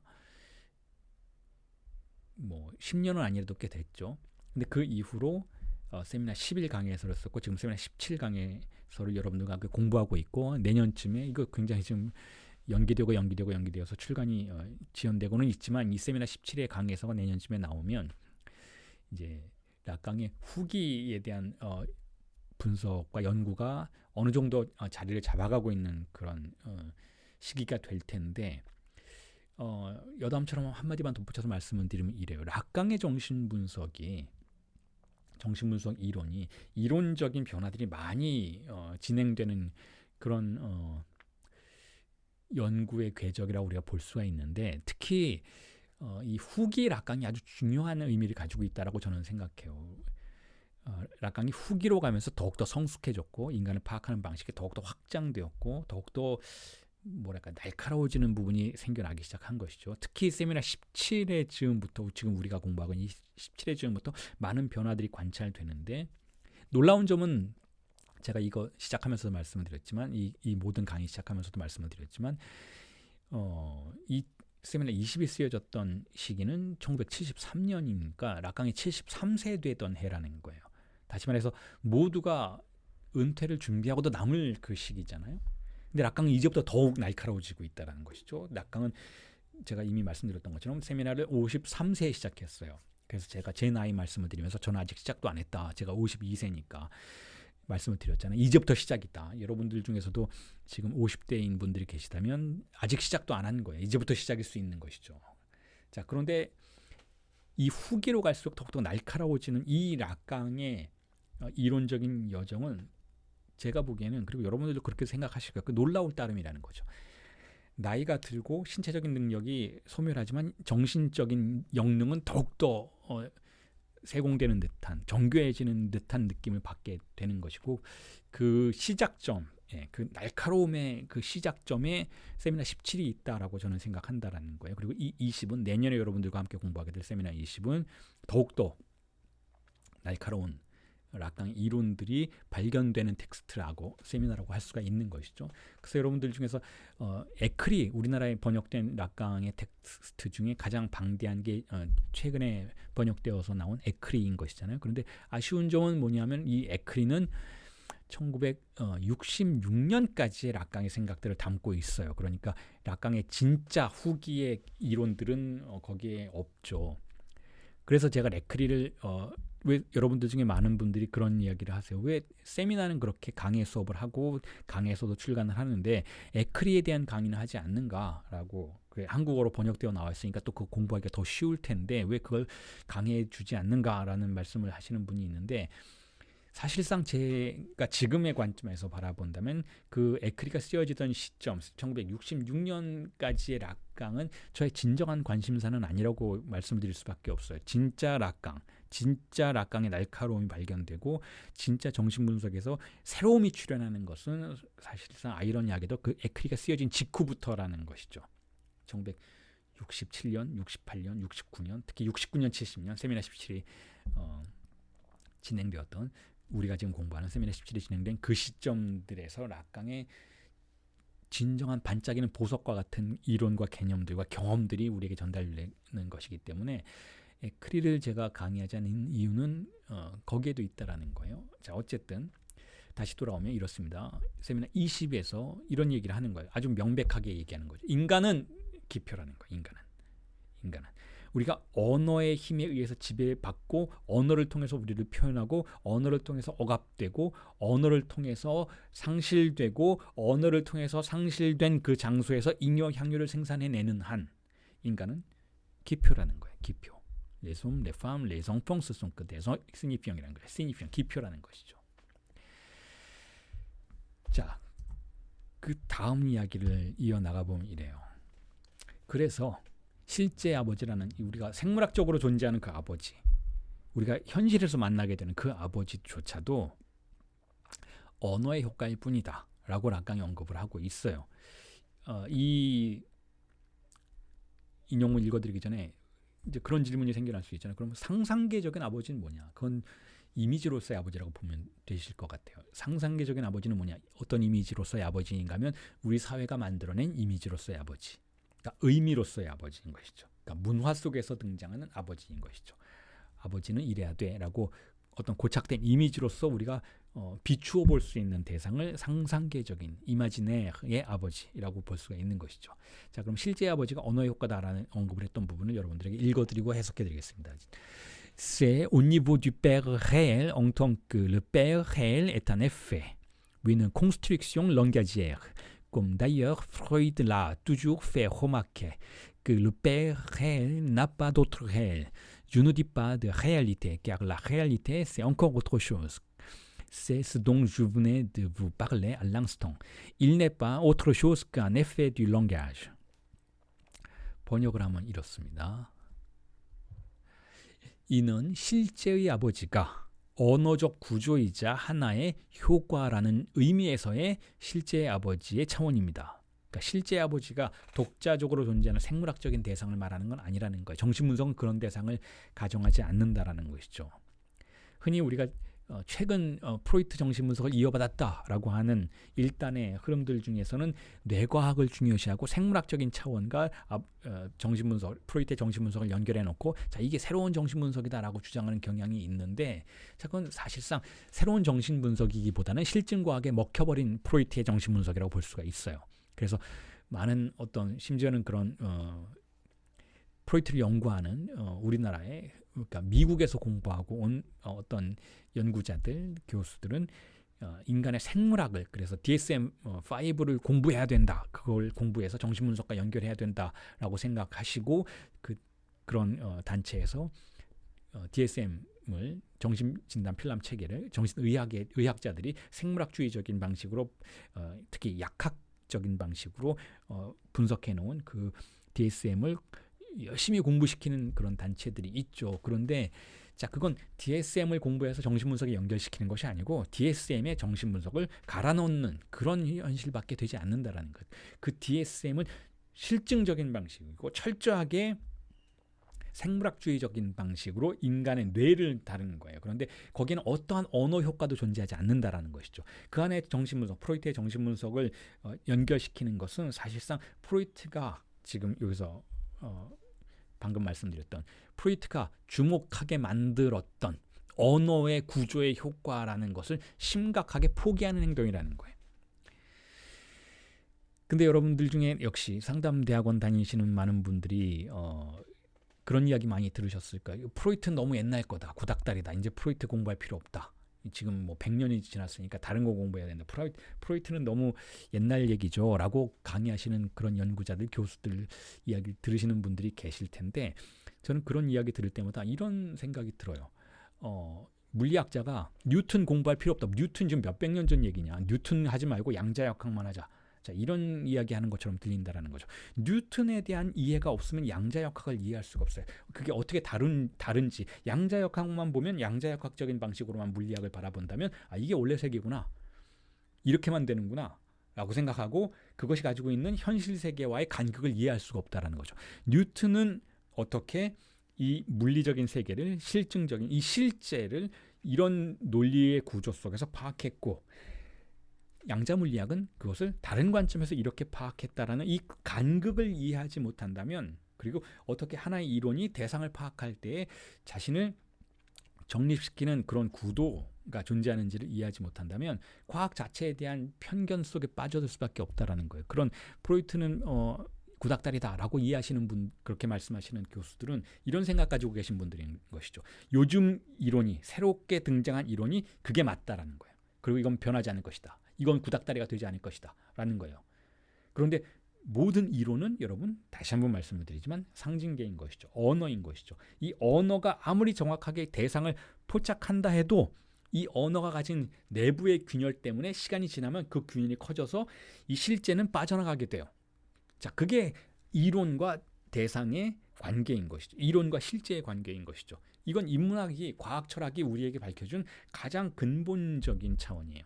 그런데 그걸 이제 어떤 의미에서 메타적인 관점으로 과학을 바라보는 태도인 것이죠. 그런데 이런 인문학적인 태도, 지식 전혀 갖지 않고 그냥 새롭게 등장한 이론이 좋은 거야. 옛날 건 다 구닥다리야. 라고 생각한다면 그분들은 이 새롭게 등장한 이론이 언젠가는 구닥다리가 될 거라는 당연한 현실을 외면한 채로 그런 이론 속 안에 자신을 매몰시키는 태도로밖에 이해되지 않는다라는 거예요. 항상 메타적인 방식으로 바라볼 필요가 있다라는 것이죠. 메타적인 방식으로. 그래서 여러분들이 락강 이론을 다룰 때 그 강의를 여러분들이 들으실 때 항상 어떤 이론으로 하나의 대상을 딱 포착하는 그런 톤으로 강의를 하기보다는 락강은 언제나 메타적인 방식으로 어떤 의미에선 이 이론 자체가 가지고 있는 구조에 대한 해명을 시도하는 방식으로 락강이 말하고 있다라는 그런 느낌을 받게 되실 거예요. 왜냐하면 락강은 항상 이 이론으로 대상을 다루는 것이 아니라 이론과 대상이 어떤 관계를 가지고 있는가에 대한 이해를 진행시키려는 태도를, 그런 해명을 진행시키려는 태도를 더 많이 보여주고 있었기 때문에 그렇다라는 거죠. 자, 그래서 다시 돌아오면 이 번역을 계속 이어가자면 이렇습니다. 자, 프로이트가 언제나 그것에 주목했던 것처럼 말입니다. 자, 실제는 언어의 구조이자 언어의 효과라는 거예요. 실제의 아버지는 다른 실제를 갖지 않습니다. 라는 거예요. 실제의 아버지는 다른 실제를 갖지 않는다라는 거. 실제의 아버지는 생물학적 대상을 말하는 그걸 갖는 게 아니라는 거예요. 그리고 또 이렇게 덧붙이죠. 여기서 나는 현실이라고 그런 말을 하지는 않았는데, 그러니까 현실, 리얼리티죠. 레알리티죠. 자, 그런 말을 하지 않았는데, 왜냐하면 그건 또 다른 것이기 때문에 그렇다는 거예요. 리얼리티는 또 다른 거라는 거예요. 리얼리티라는 건 우리가 지금 앞에 보는 거예요. 우리는 뭘 통해서 눈앞에 현실을 보나요? 우리 앞에 드러난 게 현실이에요. 우리 앞에 드러난 건 어떻게 드러나는가요? 우리가 가지고 있는 관념의 틀을 통해서 우리는 그것이 우리 앞에 드러나도록 만들어요. 그러니까 현실은, 리얼리티는, 레알리티는 어떤 의미에서는 우리의 현재를 지배하고 있는 상징계와 언어가 허용한 이미지인 것이죠. 허용한 부분의 실제, 재구성된 실제라는 거예요. 실제가 아니라. 근데 지금 락강은 그걸 얘기하고 있는 건 아니라는 거예요. 실제는 현실이 아니라는 것이죠. 이 둘 사이의 간극이 굉장히 중요한 테마이고 주제이기도 하죠. 현실과 실제는 다른 것이다. 실제는 은폐되어 있고 그것이 드러났을 때는 언제나 상징화된 차원에서만 드러나는데 우린 그걸 현실이라고 부를 수 있지만 그건 진짜 존재하는 그 실제는 아니라는 거예요. 허용된 것이 현실이고 억압된 것이 실제라는 구도인 것이죠. 자, 그것은 약간 계속 이야기하고 있어요. 내가 조금 전에 여러분들에게 말했던 것인데 실제 아버지 그는 언어의 효과 이외의 다른 것이 아닙니다 라고 말하고 있어요. 그러니까 이렇게 여러분들이 질문이 던져질 수도 있겠죠. 그렇다면 실제의 아버지가 언어의 효과라면, 실제가 언어의 효과라면 그건 상징계적 아버지 아니냐라고 여러분들이 질문해 볼 수도 있어요. 근데 이렇게 대답할 수가 있는 것이죠. 락강이 말하는 그 실제라는 것은, 자, 상징, 실제, 상상이라는 것은, 자, 공존할 때, 같이 유념될 때에 파악될 수 있는 개념이라는 거예요. 마치 그 실제가 오롯이 혼자 존재한다라는 방식으로 실제라는 표현을 하고 있지는 않다라는 것이죠. 다시 말해서 언어라는 현실이 존재해, 인간에게는 그 현실을 벗어나서 다른 걸 생각할 수가 없어요. 언어에 의해서 때묻지 않은, 언어에 의해서 어떤 영향도 받지 않은 근본적인 실제라는 건 존재할 수가 없다라는 거예요. 항상 실제라는 건 언어에 의해서 억압된 이후에 우리가 사후적으로 판단할 수 있는 그 대상인 것이죠. 그런 의미에서 언어 효과라는 거예요. 그런 의미에서 억압의 가정이 결국 실제라는 개념을 우리에게 이해할 수 있도록 해준다라는 것이죠. 자, 하지만 인간 문명을 우리가 다른 방식으로도 생각하죠. 예를 들면 과학에서는, 정신의학에서는 이 언어적인 억압이나 효과 외에 따로 존재하는 무언가를 가정하는 그런 관점을 가지고 있어요. 그게 나쁘다는 게 아니에요. 그걸 생물학주의나 실체론이라고 부르죠. 자, 그런데 여러분, 과연 하나의 생물이, 하나의 실체가 언어의 영향으로부터 벗어나서 존재할 수 있는가? 자, 이런 질문에 대해서 여러분들이 그럴 수 있지 않은가라고 대답하시는 분들도 있어요. 인간은 어쨌든 언어 안에서 태어났으니까 부모도 말하고 있고, 내가 태어나는 순간 부모님들이 말하면서 이름을 붙여주고, 뭐 우리 누구 우리 뭐 하면서 말로 아이를 어르고 달래고, 말로 억압하고, 말로 칭찬하고, 말로 사랑하는 부분이 분명히 존재하니까 인간은 언어로부터 벗어나서 태어날 수 없고, 언어로부터, 언어의 효과 바깥에서 살 수 없다라는 건, 그런 건 받아들일 수가 있겠는데, 자, 그런데 누군가 이렇게 질문해 볼 수 있을 것 같아요. 아니, 그러면 외계에서 외계 생물체가 하나 뚝 떨어졌다고 가정해 보자라는 거예요. 언어가 존재하지 않는 세계, 어떤 행성에서, 외계에서 뭔가 뚝 떨어졌어요. 생물체인 것 같기도 하고 무생물 같기도 하고, 어쨌든 그게 떨어졌어요. 그럼 이걸 연구할 때에는 언어로부터 벗어난 무언가를 연구하는 방식으로 전적으로 그런 실증과학적인 혹은 생물학주의적인 실체론적인 방식으로 이걸 연구할 수 있지 않느냐라고 질문을 할 때, 자, 이런 대답도 가능하다는 거죠. 그걸 연구하는 건 누구예요, 여러분? 결국 인간인 거죠. 그러니까 그 인간의 대상이 되는 거죠. 인간의 대상이 되는 모든 것은 언어의 효과로부터 벗어날 수가 없다는 거예요. 왜냐하면 우리는 그걸 연구하려고 할 때 뭐를 가지고 할까요? 어떤 이론을 가지고 할까요? 우리가 이미 가지고 있는 이론을 가지고 하겠죠. 우리가 이미 가지고 있는 생물학의 이론들, 물리학의 이론들을 가지고 하겠죠. 그런데 자, 이 부분은 여러분 하이데거의 존재와 시간에서 서론에서 나온 얘기예요. 그런 모든 과학의 이론들, 아주 객관적이라고 주장되는 그 이론들이 어떻게 시작됐는지를 관찰해 보자라는 것이죠. 생물학이 어떻게 시작됐는가, 물리학이 어떻게 시작됐는가, 생물학과 물리학이 어떻게 나뉘어졌는가, 이 모든 것이 어떻게 시작되었는가를 보면 거기에는 상식이 존재한다라고 하이데거는 이야기하고 있어요. 우리가 상식에 근거해서 그런 것들을 나눈 흔적이 분명히 모든 학문들의 그 바닥에, 토대에는, 그 뿌리에는 발견된다라는 거. 인간의 상식이 작동하고 있었다는 거죠. 그리고 인간의 상식은 어디서부터 왔는가? 하이데거는 그 얘기는 하고 있지 않지만, 제가 유튜브에 지금 10회 강의를 다 올려놓은 그 하이데거 강의에서는 제가 이렇게 논평을 했죠. 그 상식이 결국 등장할 수 있었던 것은 인간의 언어 습관 때문이라는 거예요. 인간의 언어 습관은 어떻게 되어 있나요? 상징계로부터 오는 것이죠. 상징계는 어떻게 되어 있나요? 상징계는 가부장적인 것이죠. 그러니까 모든 과학의 토대의 뿌리에는 가부장적인 흔적들이 남아있다는 거예요. 가부장적인 건 무엇인가요? 결국 아버지의 이름인 것이죠. 아버지의 이름은 무엇인가요? 억압하는 기능인 것이죠. 그러니까 무구하고 어떤 것으로부터 영향받지 않는 이론들이란 존재할 수가 없다는 거예요. 그 이론을 가지고 우리가 외계에서 뚝 떨어진 어떤 대상을 대상화시켜서 파악하려고 할 때에는 결국 인간의 언어가 가지고 있는 효과를 적용시킬 수밖에 없다라는 것이죠. 그러니까 무엇이 되었건, 그게 우리 자신의 무의식이 되었건, 우리 자신의 존재가 되었건, 아니면 외계에서 뚝 떨어진 어떤 전혀 인간과 관련이 없었던 대상이 되었건, 인간의 연구 대상이 되는 순간 그것은 언어 효과 안으로 들어온다라는 거죠. 그러니까 객관적인 과학이라는 게 존재할 수 없다라는 것을 여러분들이 이해하셨으면 좋겠어요.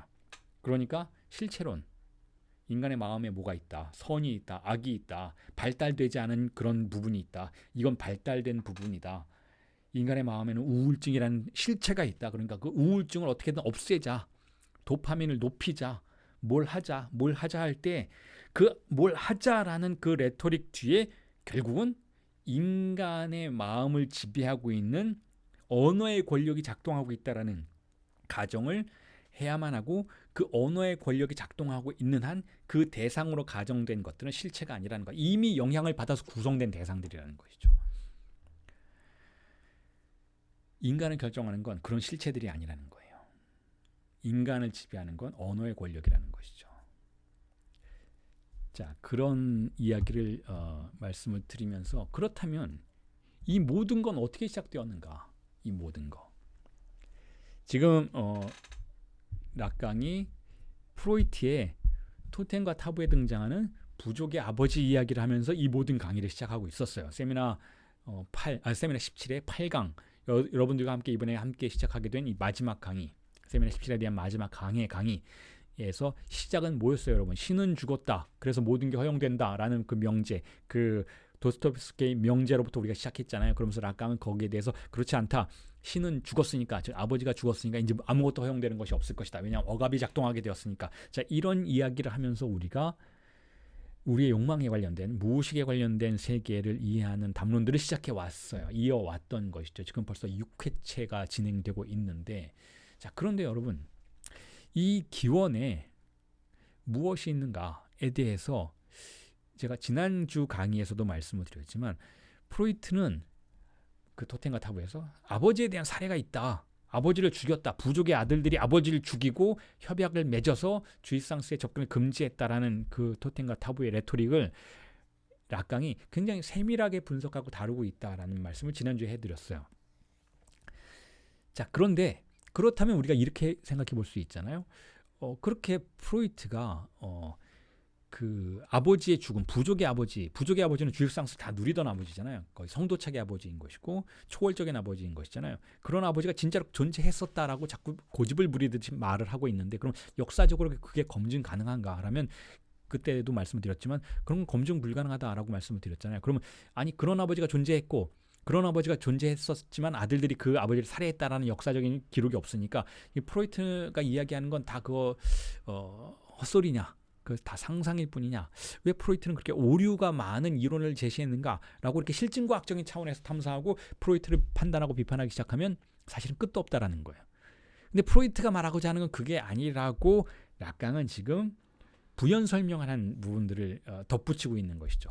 프로이트가 말하는 그 아버지가 죽었다라는 거, 아버지를 죽였다라는 거, 이건 문명의 기원으로서의 역사적인 사실이 아니라 언어적인 차원에서 언어의 구조 안에서 파악해 보아야만 하는 그런 기원이고 시작점이다라고 락강은 부연 설명을 지금 하고 있어요. 그러니까 락강 굉장히 포괄적인 차원에서 프로이트를 살리기도 하고 죽이기도 하고 이러고 있는 것이죠. 프로이트라는 그 어쨌든 텍스트를 가지고 락강은 새로운 세계에 대한 개념들을 발명해내고 있는 거예요. 새로운 세계를 어떻게 이해해 볼 것인가에 대한 개념들을 발명해내고 있고, 거기에 역설적이고 모순되는 부분은 이래서 역설이다라고 해명하고 있는 것이죠. 자, 거기에 대해서 읽어드리면 이래요. 자,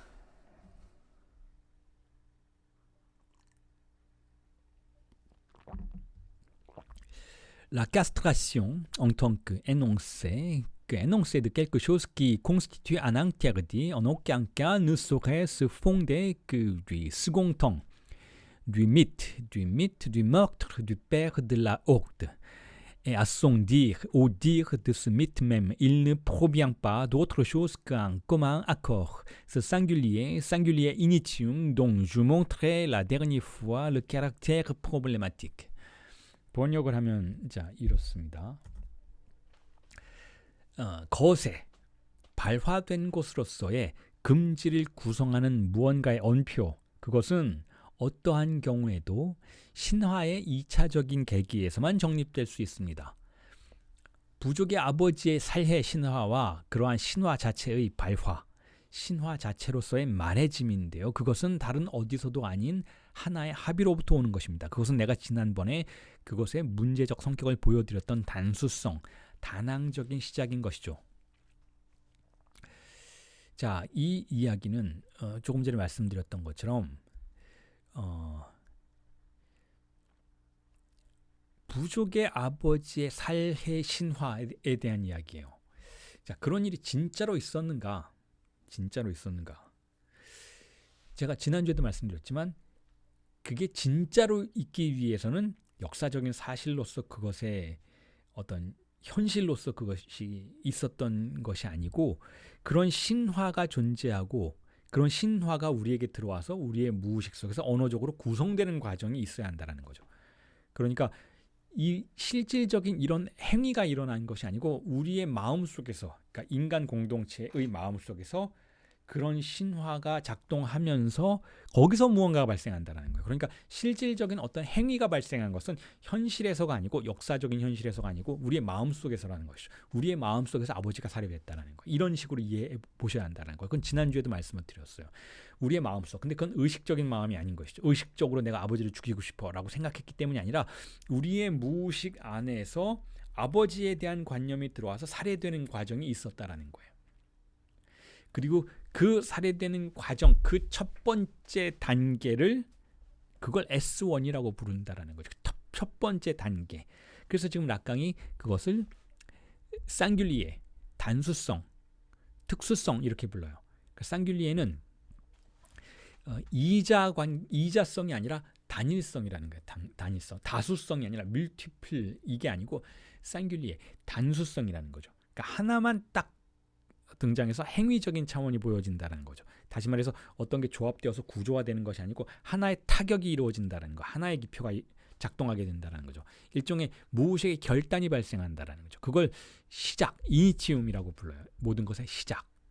그런 일이 무의식에서 존재했을 것이다. 물론 추론하는 것이죠. 그 최초의 인류들을 우리가 관찰하고 락강이 그 뇌를 관찰하고 그 사람들에게 말을 시켜보고 이런 건 아니잖아요. 이 모든 게 다 그렇다고 락강이 뭐 통계를 내서 뭐 이런 것들을 추론해낸 것도 아니잖아요. 자, 이 모든 게 다 락강의 추론이에요. 추론. 그래서 사실은 이런 이야기를 또 말씀을 드릴 수밖에 없는 게 그 락강을 비판하거나 프로이트를 비판하는 사람들이 특히 심리학자들이 아니 그 통계 자료 내봤냐? 예를 들어서 뭐 아버지의 억압이 존재한다라는 거, 뭐 초자가 존재한다라는 거 이런 거 다 통계 내봤냐? 락강이 지금 모든 것의 행위의 근거 첫 번째 근거로서 거세하는 그 어떤 위협으로서 아버지가 작동을 할 때 그 아버지가 살해된다라는 그 살해의 행위 이런 신화가 실제로 아버지가 살해됐는지 역사적으로 탐사를 해봤냐 뭐 선사시대의 아버지에 대한 어떤 기록을 탐사해봤냐 그런 질문을 던질 수도 있다라고 우리가 상상할 수 있잖아요. 근데 자 이거 보세요. 이거는 여러분들 이렇게 생각하시는 게 가장 정확할 것 같은데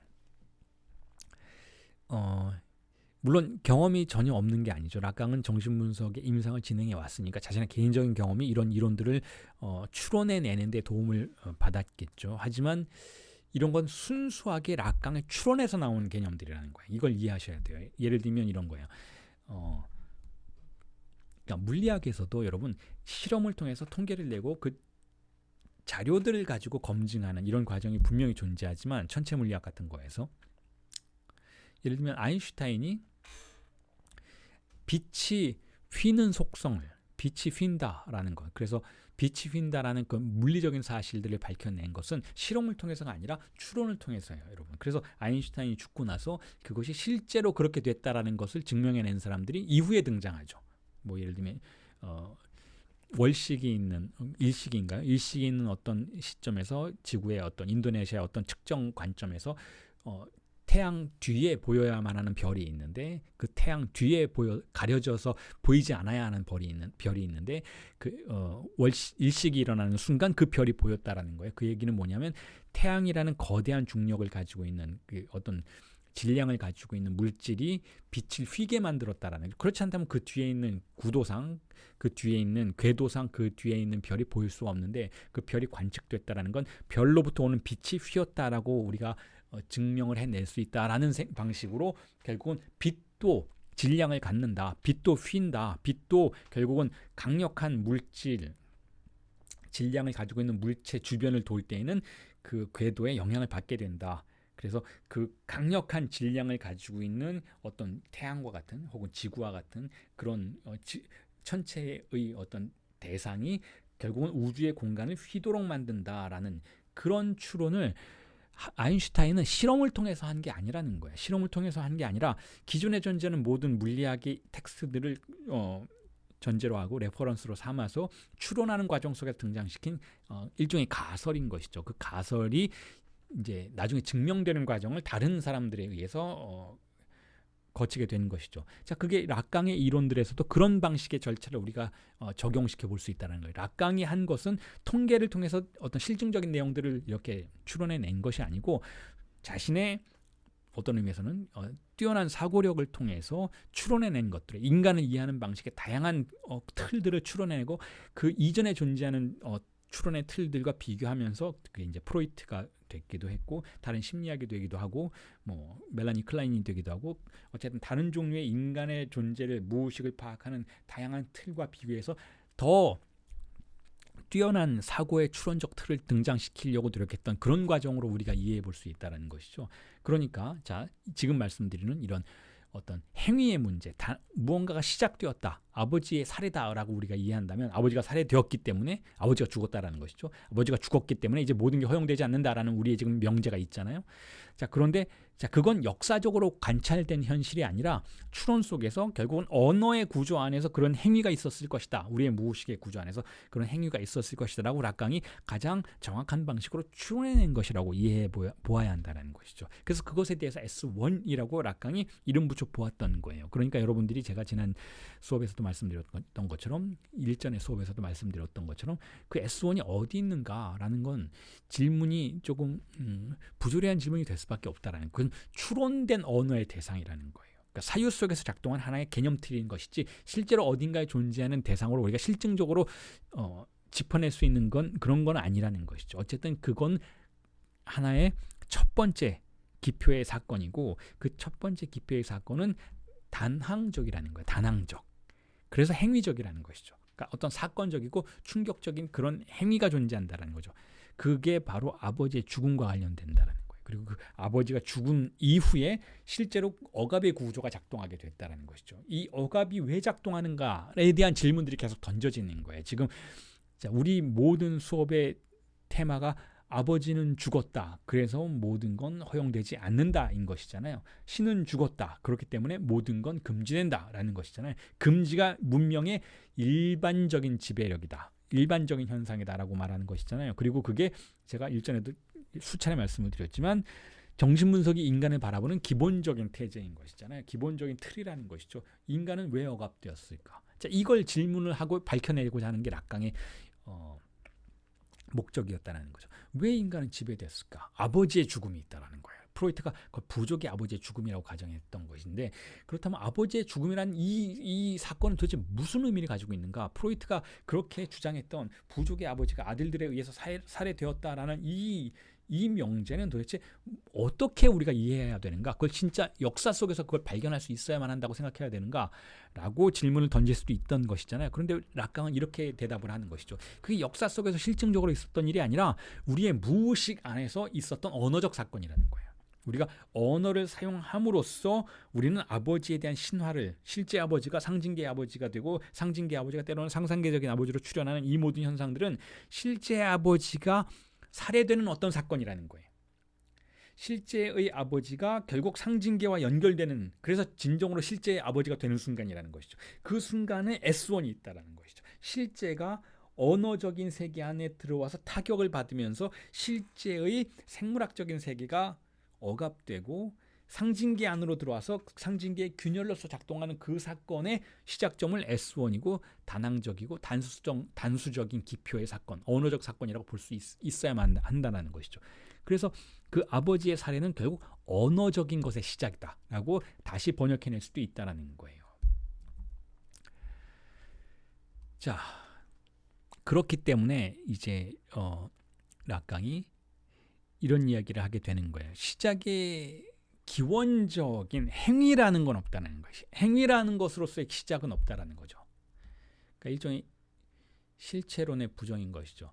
자, 이런 부분은 이제 조금 이제 읽어드리고 번역해드리겠지만 여러분 종교를 이해할 때도 굉장히 유용하게 우리가 사용할 수 있는 개념이에요. 우리가 그런 사람들이 있잖아요. 기독교에서 특히 예를 들면 신체론자들, 그러니까 성서에 나온 그 말을 실체론적으로 이해하는 사람들. 그래서 인류의 역사는 5,000년 이상이 안 됐다라고 이야기하고, 왜냐하면 노아의 방주 뭐 이런 거 계산해야 되잖아요. 그리고 유대의 그 유대 가계도라는 게 있잖아요. 그걸 쭉 계산해보고 인간의 역사는 뭐 5,000년 안 됐다. 그러니까 진화론이라는 거 이런 거 있을 수가 없다. 공룡 그거 다 거짓말이다. 그런 거 없다.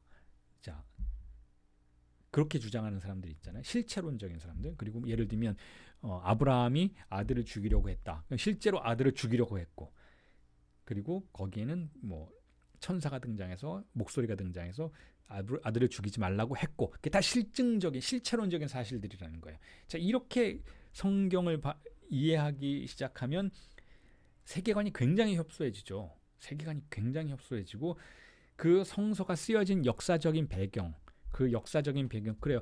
어느 정도 우리가 그 동의한다 해도 그 성서에 존재하는 신이 실제로 존재하는 신이라고 동의한다 해도 그걸 썼던 사람이 인간이었다라는 것. 그 예수의 사도들 혹은 그 사도의 사도들 혹은 사도 바울과 같은 경우에는 예수를 만난 적도 없는 사람들.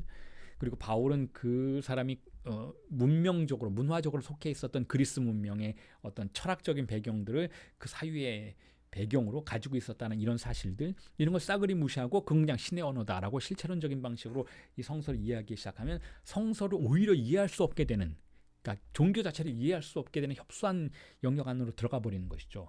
그런데 우리가 그걸 다른 방식으로 사도 바울도 물론 신의 음성을 듣고 신을 이야기하려고 했지만, 신에 대해서 이야기를 하려고 했던 건 사실이지만 그가 가지고 있는 어쨌든 세속적인 배경, 그가 가지고 있는 언어의 어떤 지배력과는 전혀 무관한 상태로 그것을 쓸 수는 없었을 것이다. 그러니까 그 안에서는 우리가 밝혀내야 하는 신의 음성이 있는 것이고, 또 그 신의 음성을 억압하고 은폐하는 인간의 목소리가 또한 함께 잔존하는 것이다라는 그런 관점으로 이해하지 않는다면 오히려 종교를 전혀 이해할 수 없게 되어버리는, 자, 그런 사태 속으로 빨려 들어가게 마련인 것이죠.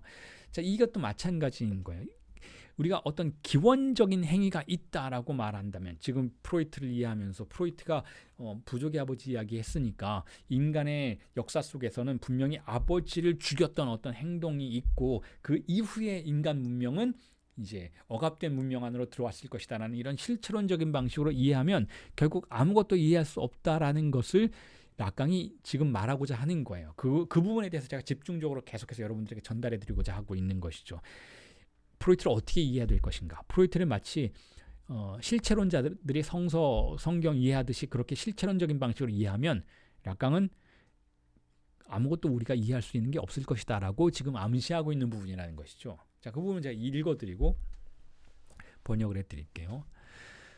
À savoir qu'il ne saurait y avoir d'acte que du contexte déjà rempli de tout ce qu'il en est de l'incidence signifiante de son entrée en jeu dans le monde. Il ne saurait y avoir d'acte du commencement, en tout cas d'aucun acte qui puisse se qualifier de meurtre, et que le but ici ne saurait avoir d'autre sens que celui à quoi je l'ai réduit d'un énoncé de l'impossible. Il ne saurait y avoir d'acte hors d'un champ déjà si complètement articulé que la loi ne s'y situe. 번역을 하면 이렇습니다. 그 말인즉 기표적인 사건에 관련한 모든 것이 채워진 맥락에서만, 기표 사건이 세계 속에서 기능하기 시작한다라는 맥락에서만 행위가 발생할 수 있다는 것이고, 시작으로서의 행위가 있을 수는 없습니다. 어쨌거나 사례라고 지칭될 수 있는 그 어떤 행위도 있을 수 없습니다. 그리고 그와 같은 신화는 불가능의 엄표로 내가 환원시킨 그런 것으로서만 의미를 가질 수 있는 것이지요.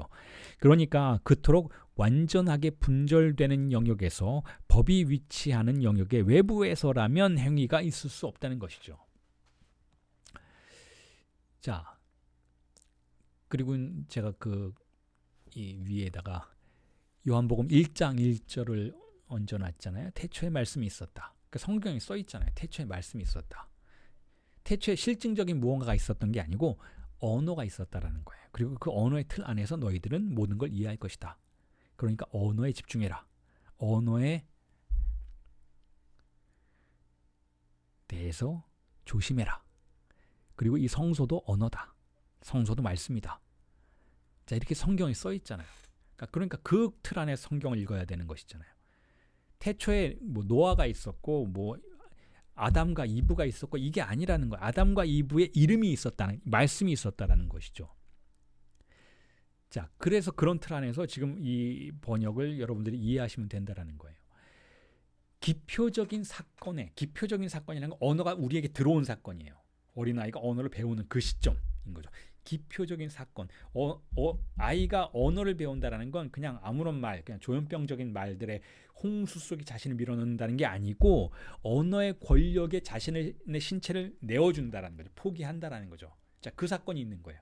언어가 들어와서 아이의 신체를 장악한 것. 다시 말해서 아이가 말을 듣게 되는 거예요. 아이가 보편적인 공간 안에서 사람들의 눈치를 보게 되는 것이죠.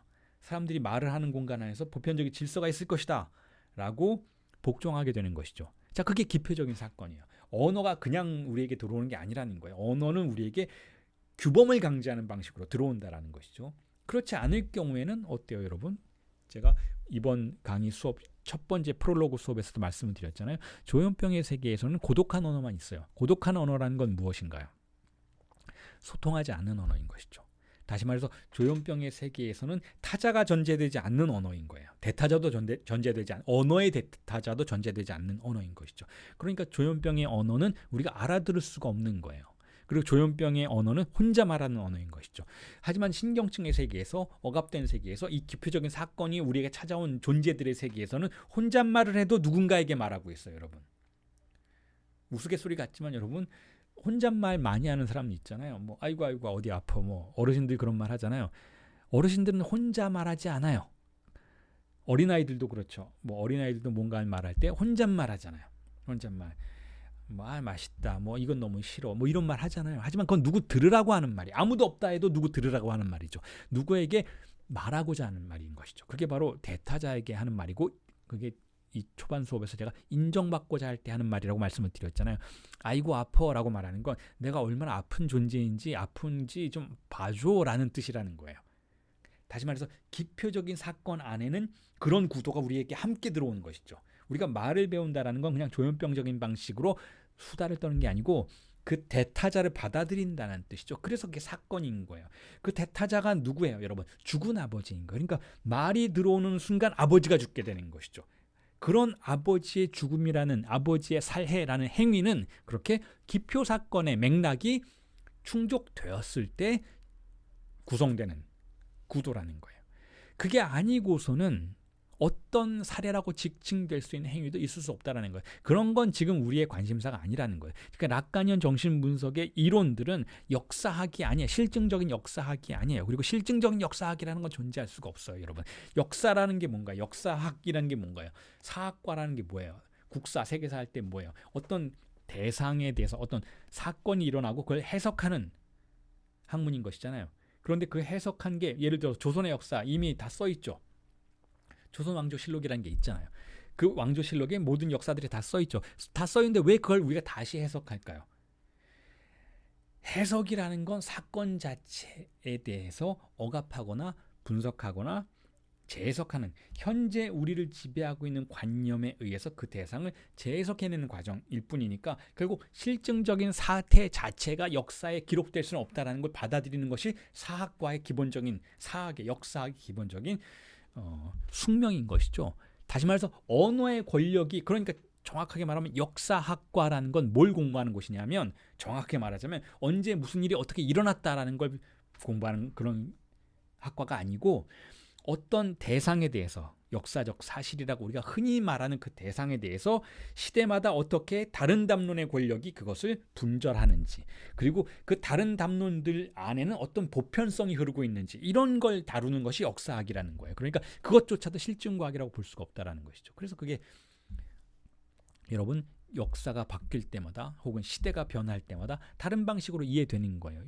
예를 들어서 조선시대의 어떤 사람의 행위가 조선시대에는 선한 행위로 파악될 수 있지만 지금 수백 년이 지난 오늘날에는 결코 그렇게 선한 행위가 아닌 것으로 파악될 수도 있는 그런 현실들이 발생한다는 것이죠. 혹은 그때도 선한 행위로 파악이 되었고 지금도 선한 행위로 파악된다면, 그렇다면 이것을 파악하는 담론 안에 어떤 공통성이 존재한다라고 이해되어야지, 그게 실체적으로 유일하게 선한 행위이기 때문에 어떤 담론이 거기다 갖다 대어도 그것은 선한 행위로 파악될 수 있다라고 판단하면 안 된다라는 거예요. 왜 그게 똑같은 행위로 여전히 파악될까? 여전히 그건 악으로 파악되고 지금도 악으로 파악이 될까? 라는 것은 그 실체로서의 대상이 실체로서 동일한 방식으로 작동할 수밖에 없는 것이기 때문에 그런 것이 아니고, 인간의 언어 속에는 그 대상을 시간이 지나고 시대가 지나도 동일한 방식으로 밖에는 파악할 수밖에 없는 어떤 억압이 작동하고 있기 때문에 그렇다라는 관점에서 이 언어적인 세계의 틀을 분석해내야 한다는 것이죠. 마찬가지 이야기를 하고 있다는 거예요. 자, 그래서 그렇게 분절되는 영역, 언어가 분절되는 영역에서만 어떤 행위가 있는 것이고, 거기에는 법이 위치하고 있다는 거. 어떤 종류의 법이, 그 법의 가장 근본적인 장소는 아버지의 억압의 법이 존재한다는 것이죠. 아버지의 법, 이 부성적 은유가 존재한다는 것이죠. 그리고 그 법이 바로 작동하는 영역 안에서 행위가 존재한다는 거예요. 그 행위만이 행위라는 거예요. 정신분석에서는 그걸 행위라고 부른다는 거죠.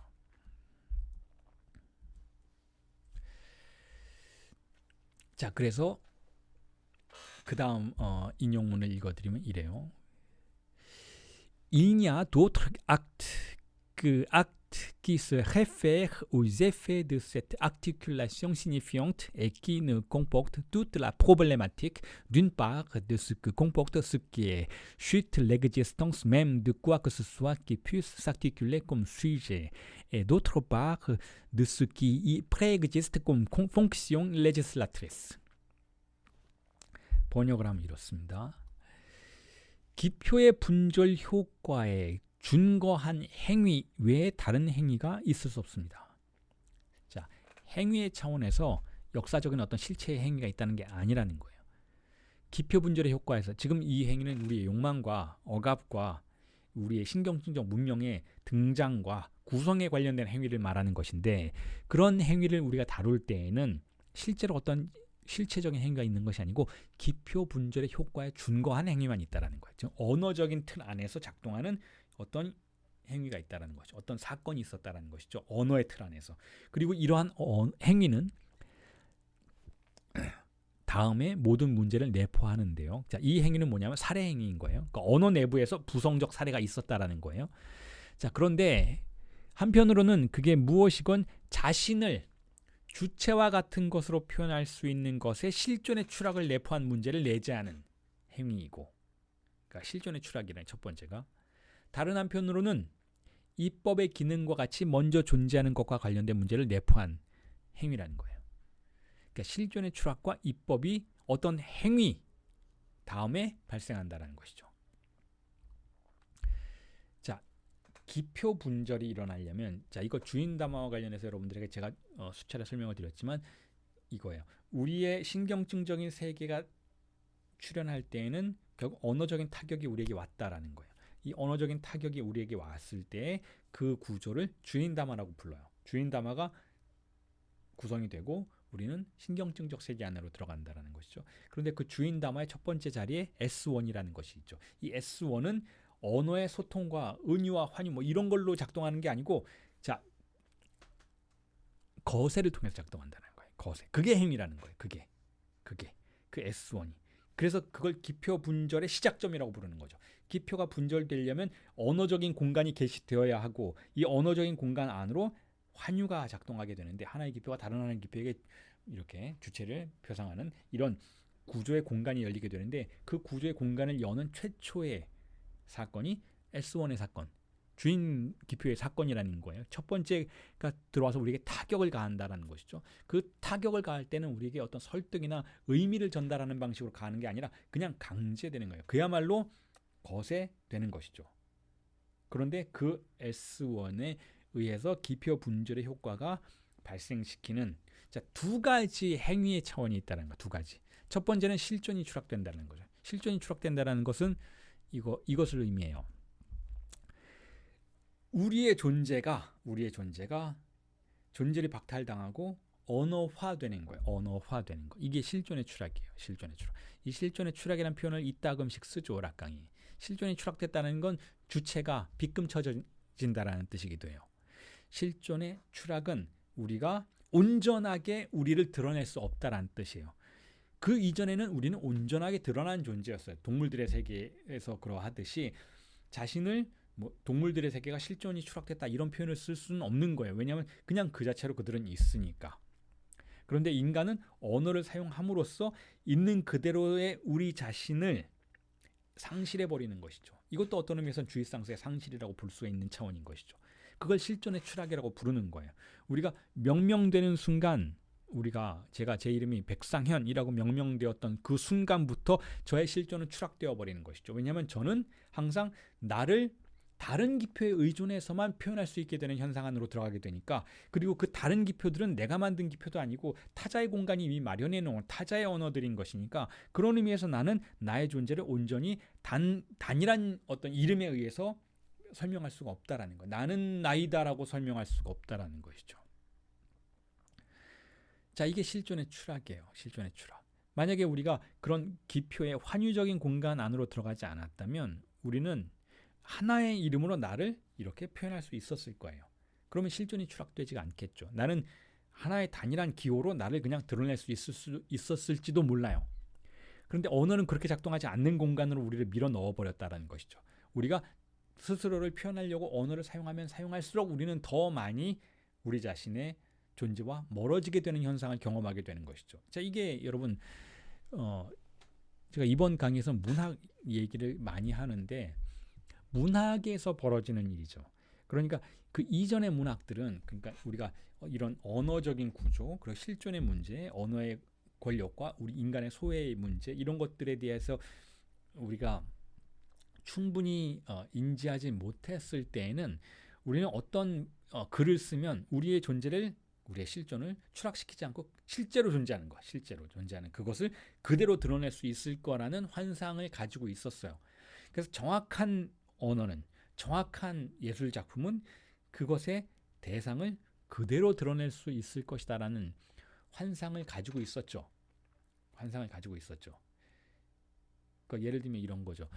누군가가 자신의 어린 시절에 대해서 글을 쓰고 싶어요. 어린 시절에 대해서 자신이 어떤 일들을 경험했고, 어떻게 좋았고, 어떻게 슬퍼했고, 자, 그런 걸 그대로 글로 쓰기 시작하면 우리가 이 언어의 영능에 대해서 오인하고 있다면 우리는 우리 자신의 그러한 삶을, 실존을 그대로 드러낼 수 있을 것이다 라고 희망하게 되죠. 하지만 실제로 그렇게 써보면 어떤 일이 벌어지는가 하면 결국 드러나지 않고 오히려 흩어지는 경험을 하게 된다는 거. 그래서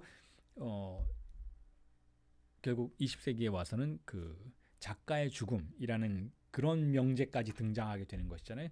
거기는 작가 주체성이란 존재하지 않는다. 글을 쓰면 쓸수록 결국은 타자의 언어가 더 많이 들어와서 이 대상이 되었던, 결국 거기에 존재했다고 가정하는 어떤 실존을 계속 더 많이 추락시키게 된다라는 경험을 하게 되는 것이죠. 실존이 우리 기표 분절의 효과 속에서는 그렇게밖에 될 수가, 추락할 수밖에 없다라는 거예요. 그래서 끊임없이 나 자신에 대해서 이야기하면 할수록 더욱더 나는 나 자신의 존재를 상실해버리는 그러한 과정 속으로 들어갈 수밖에 없다라는 것이죠. 그래서 일단은 20세기 부조리 문학은, 20세기 어떤 문학들은 누보로망 같은 그런 계열들, 혹은 메타 픽션 같은 그런 계열들은 오히려 이런 실존의 추락을 드러내죠. 얼마나 많이 추락되는지, 얼마나 아름답게 추락되는지를 드러내는 문학이 바로 그런 소설들인 것이죠. 결국 쓰면 쓸수록 더욱더 본질로부터 멀어져서 간극만이 드러나는 것. 그래서 오히려 더 아름다운 이런 실존의 추락을 드러내는 문학들은 그 간극이 얼마나 멋들어지게, 얼마나 스타일리시하게 드러나는지를 보여주는 그런 문학들, 즉 추락을 미학화하는 문학들이 등장하게 이르게 된다는 것이죠. 마찬가지 이야기를 지금 문학에 대해서 이야기를 했지만 정신분석 임상의 상황에서도 마찬가지로 이야기할 수가 있겠죠. 내담자는 여기 와서 자신의 어린 시절에 대해서 이야기를 해야 돼. 자신이 얼마나 과거에 힘들었는지, 자신이 얼마나 즐거웠는지, 자신의 가족이 어땠는지, 자신의 어린 시절에 어떤 상처를 받았는지, 어떤 행복을 경험했는지를 이야기하지만, 이야기하면 할수록 오히려 공백이 등장하고 오히려 자신이 표현하고자 했던 것들이 더욱더 희미해지고 더욱더 알 수 없어져 버리는 듯한 느낌을 받게 되게 될 수밖에 없다라는 거예요. 이에 대해서 두 가지가 반응이 있죠. 어떤 일단의 심리 상담사들은 이렇게 얘기해요. 더 정확히 한번 이야기해 보시죠. 더 엄밀하게 한번 이야기해 보세요. 조금 모호한 부분이 있으니까 그 부분 조금만 더 이야기해 보세요. 이런 식으로 접근해요. 그러니까 자신의 실존에 대해서 이 사람이 내담자가 하는 말이 정확하게 드러낼 수 있을 것이다라는 기대를 이미 갖고 있다라는 거예요.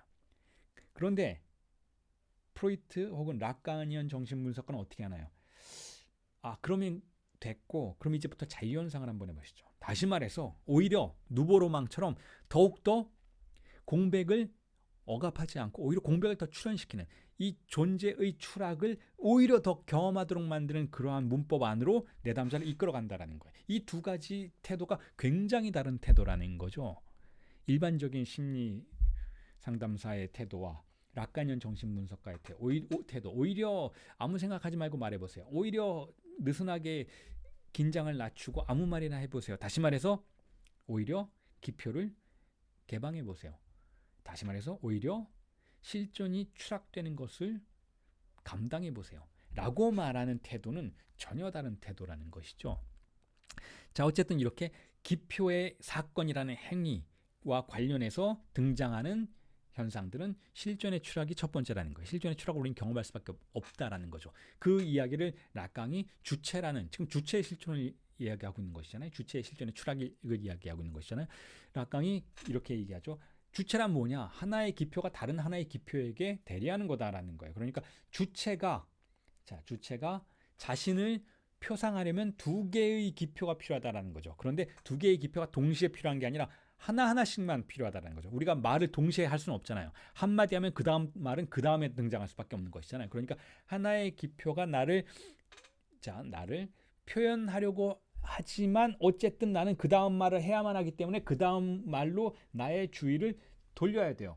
그러면 내가 나를 표현하려고 했던 첫 번째 기표가 소멸하고 다음 기표로 가는 간극이 발생한다는 거예요. 그러니까 락강은 이렇게 얘기하죠. 명멸하는 주체다라는 표현을 쓰죠. 주체는 깜빡인다라는 거.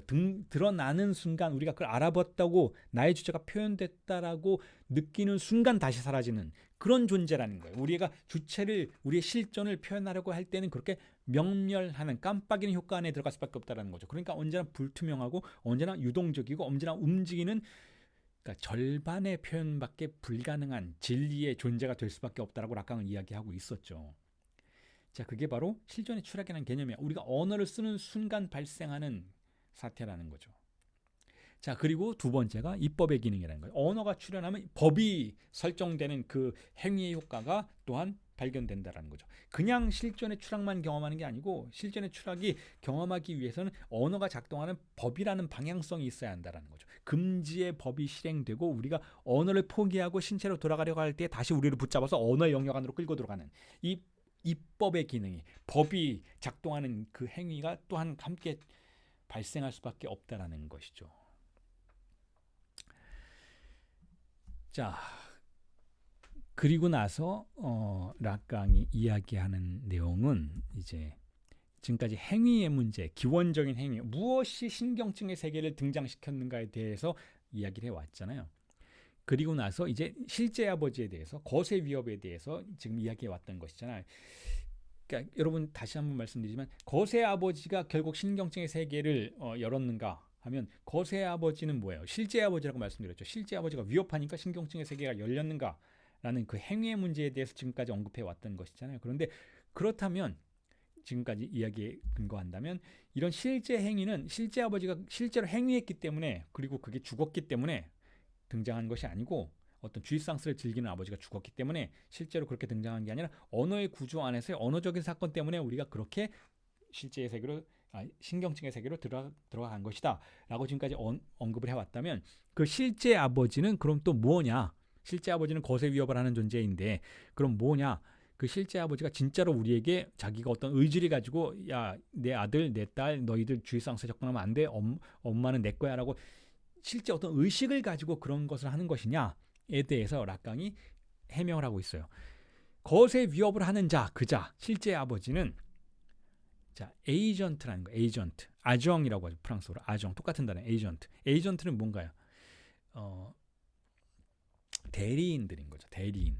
혹은 뭐 여러분 뭐 에이전트 그러면 스페셜 에이전트 뭐 그러면 뭐 특수 요원 뭐 그런 의미로 우리가 이해해 볼 수 있잖아요. 그 영어에서 그렇게 사용되잖아요. 그 대리인이란 건 그런 의미에서 또 요원이기도 해요. 그런데 그 요원이 어떤 요원인가요? 스파이 같이 자신을 어떤 특수 임무를 띈 요원으로 작동하게 만들려면 그 뒤엔 또 누군가가 있는 거죠.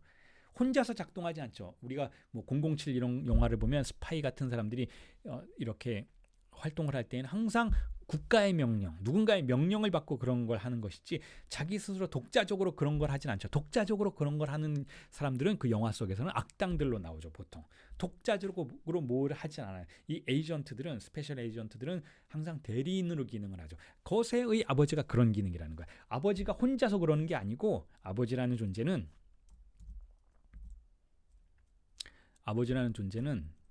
혼자서 그러는 게 아니고 누군가의 명령을 받고 하는 대리인에 불과하다는 거죠. 아정이라는 거, 아정. 자, 그 이야기에 대해서는 여러분 다음 주 강의에서 설명을 드리도록 하겠습니다. 오늘 강의는 여기서 마치도록 하겠습니다. 수고하셨습니다.